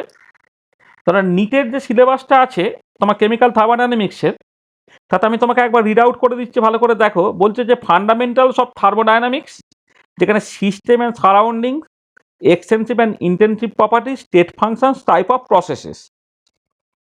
তারপরে বলছে the first law of thermodynamics, সেখানে concept of work, heat, internal energy and enthalpy, heat capacity, molar heat capacity, Hess's law of constant heat summation, enthalpy of bond dissociation, combustion, formation, atomization, sublimation, phase transition, hydration, ionization and solution. তারপরে আছে the second law of thermodynamics, সেখানে spontaneity of a process, delta S of the universe and delta G of the system as criteria for spontaneity, আর delta G zero standard gives free energy change and equilibrium constant. এই হচ্ছে তোমাদের যেটা সিলেবাসে উল্লেখ করা আছে। এবং তুমি যদি 11-এর যে সিলেবাসটা আছে সেখানেও যদি তুমি দেখো, দেখবে যে কথাগুলোকে বলেছে সেই কথাগুলোই লেখা আছে, এর থেকে বেশি কিছু নেই, মানে সবই আমি বেসিক্যালি বলে দিয়েছি। ঠিক আছে, তাহলে একবার তুমি সিলেবাসটা একবার দেখে নাও, দেখে নিয়ে দেখো যে আমি সব পার্টটাকে কভার করেছি কিনা। এবং তার সঙ্গে সঙ্গে তুমি যদি মানে তোমাদের স্ট্যান্ডার্ড যে এনসিইআরটির বইটাকে তো তোমাকে ফলো করতে হবে, এনসিইআরটির বইটা তুমি লাইন ধরে ধরে পড়ে দেখবে যে কোনো পার্টিকুলার কনসেপ্ট তোমার বাদ রয়ে গেছে কিনা। ঠিক আছে, তাহলে আমরা পরের দিন এই টোটাল থার্মোডাইনামিক্সটা হয়ে গেল, এই টোটাল থার্মোডাইনামিক্সের কোশ্চেন নিয়ে আমরা আলোচনা করবো। তাহলে টোটাল থার্মোডাইনামিক্সটা আমাদের পড়ানো শেষ হয়ে গেল। তোমরা টোটাল থার্মোডাইনামিক্সটা তোমরা একবার পড়ে নেবে ভালো করে, পুরো জিনিসটা প্রথম থেকে শেষ পর্যন্ত একদম রিডিং করে নেবে, যার কাছে যা বই আছে সেই বইটা ফলো করে। এবং ওই অ্যাবসলিউট এন্ট্রপি এবং থার্ড অফ থার্মোডাইনামিক্স সেটা এনসিইআরটির বই উল্লেখ করা আছে বলে আমি তোমাকে অ্যাডিশনালি বলে দিলাম, যদি এটা নেটের সিলেবাসে উল্লেখ করা নেই। ঠিক আছে, তাহলে দেখবে আমি মানে মানে একদম এনসিইআরটির বইয়ে যা আছে এবং সিলেবাসে যা আছে পুরোটাকে কভার করে বলে দিয়েছি। আগেরগুলো একটু ডিটেলে বলা হয়েছে। এবং সেকেন্ড ল অফ থার্মোডাইনামিক্স আমি আবার বলছি, যদি তুমি ফিজিক্সের সিলেবাস দেখো তাহলে কিন্তু আরো কিছু জিনিসপত্র আছে, যেখানে ধরো Kelvin Planck statement, Clausius statement, engine, refrigerator, সেই নিয়ে কিছু কথাবার্তা আছে। আমরা দেখবে প্রবলেম করতে করতে ওই ধরনের কিছু কনসেপ্ট আসবে, সেই কনসেপ্টগুলো কিন্তু আমরা সেই সময় আলোচনা করে নেব। তাহলে আজকের মধ্যেই তোমরা যেটা করো, এই পুরো জিনিসটাকে একবার ভালো করে পড়ে নাও, পড়ে নিয়ে কালকে মানে নেক্সট ক্লাসে আমি চাইছি যে এই রিলেটেড যার কোনো ডাউটস থাকতে পারে পুরোটাকে আমি কভার করে নেব, করে নিয়ে পরের ক্লাসে আমরা এতে চলে যাব। মানে তোমার মানে নেক্সট যে আমাদের হয়তো আমি পরপর করে এবার একটু অর্গানিক কেমিস্ট্রি একটুখানি পড়তে হবে আমাদের। মানে এই সেমিস্টারে যেটা আছে যে ইনঅর্গানিক কেমিস্ট্রি পার্ট তোমার খুব কম আছে, মূলত যেটা হচ্ছে ফিজিক্যাল এবং অর্গানিক কেমিস্ট্রি পার্টটা আছে। ফিজিক্যাল কেমিস্ট্রির একটা চ্যাপ্টার আমরা পড়লাম, এরপরে আমরা কেমিক্যাল ইকুইলিব্রিয়ামের চ্যাপ্টারটা পড়বো। আর কেমিক্যাল ইকুইলিব্রিয়াম যাওয়ার আগে মাঝে আমি খান 4-5 ক্লাস এটা অর্গানিক কেমিস্ট্রি ক্লাস একটুখানি নিয়ে নিতে চাইছি আর কি। ঠিক আছে, তোমরা বলো কার কি অসুবিধা আছে একটু ভালো করে বলে নাও।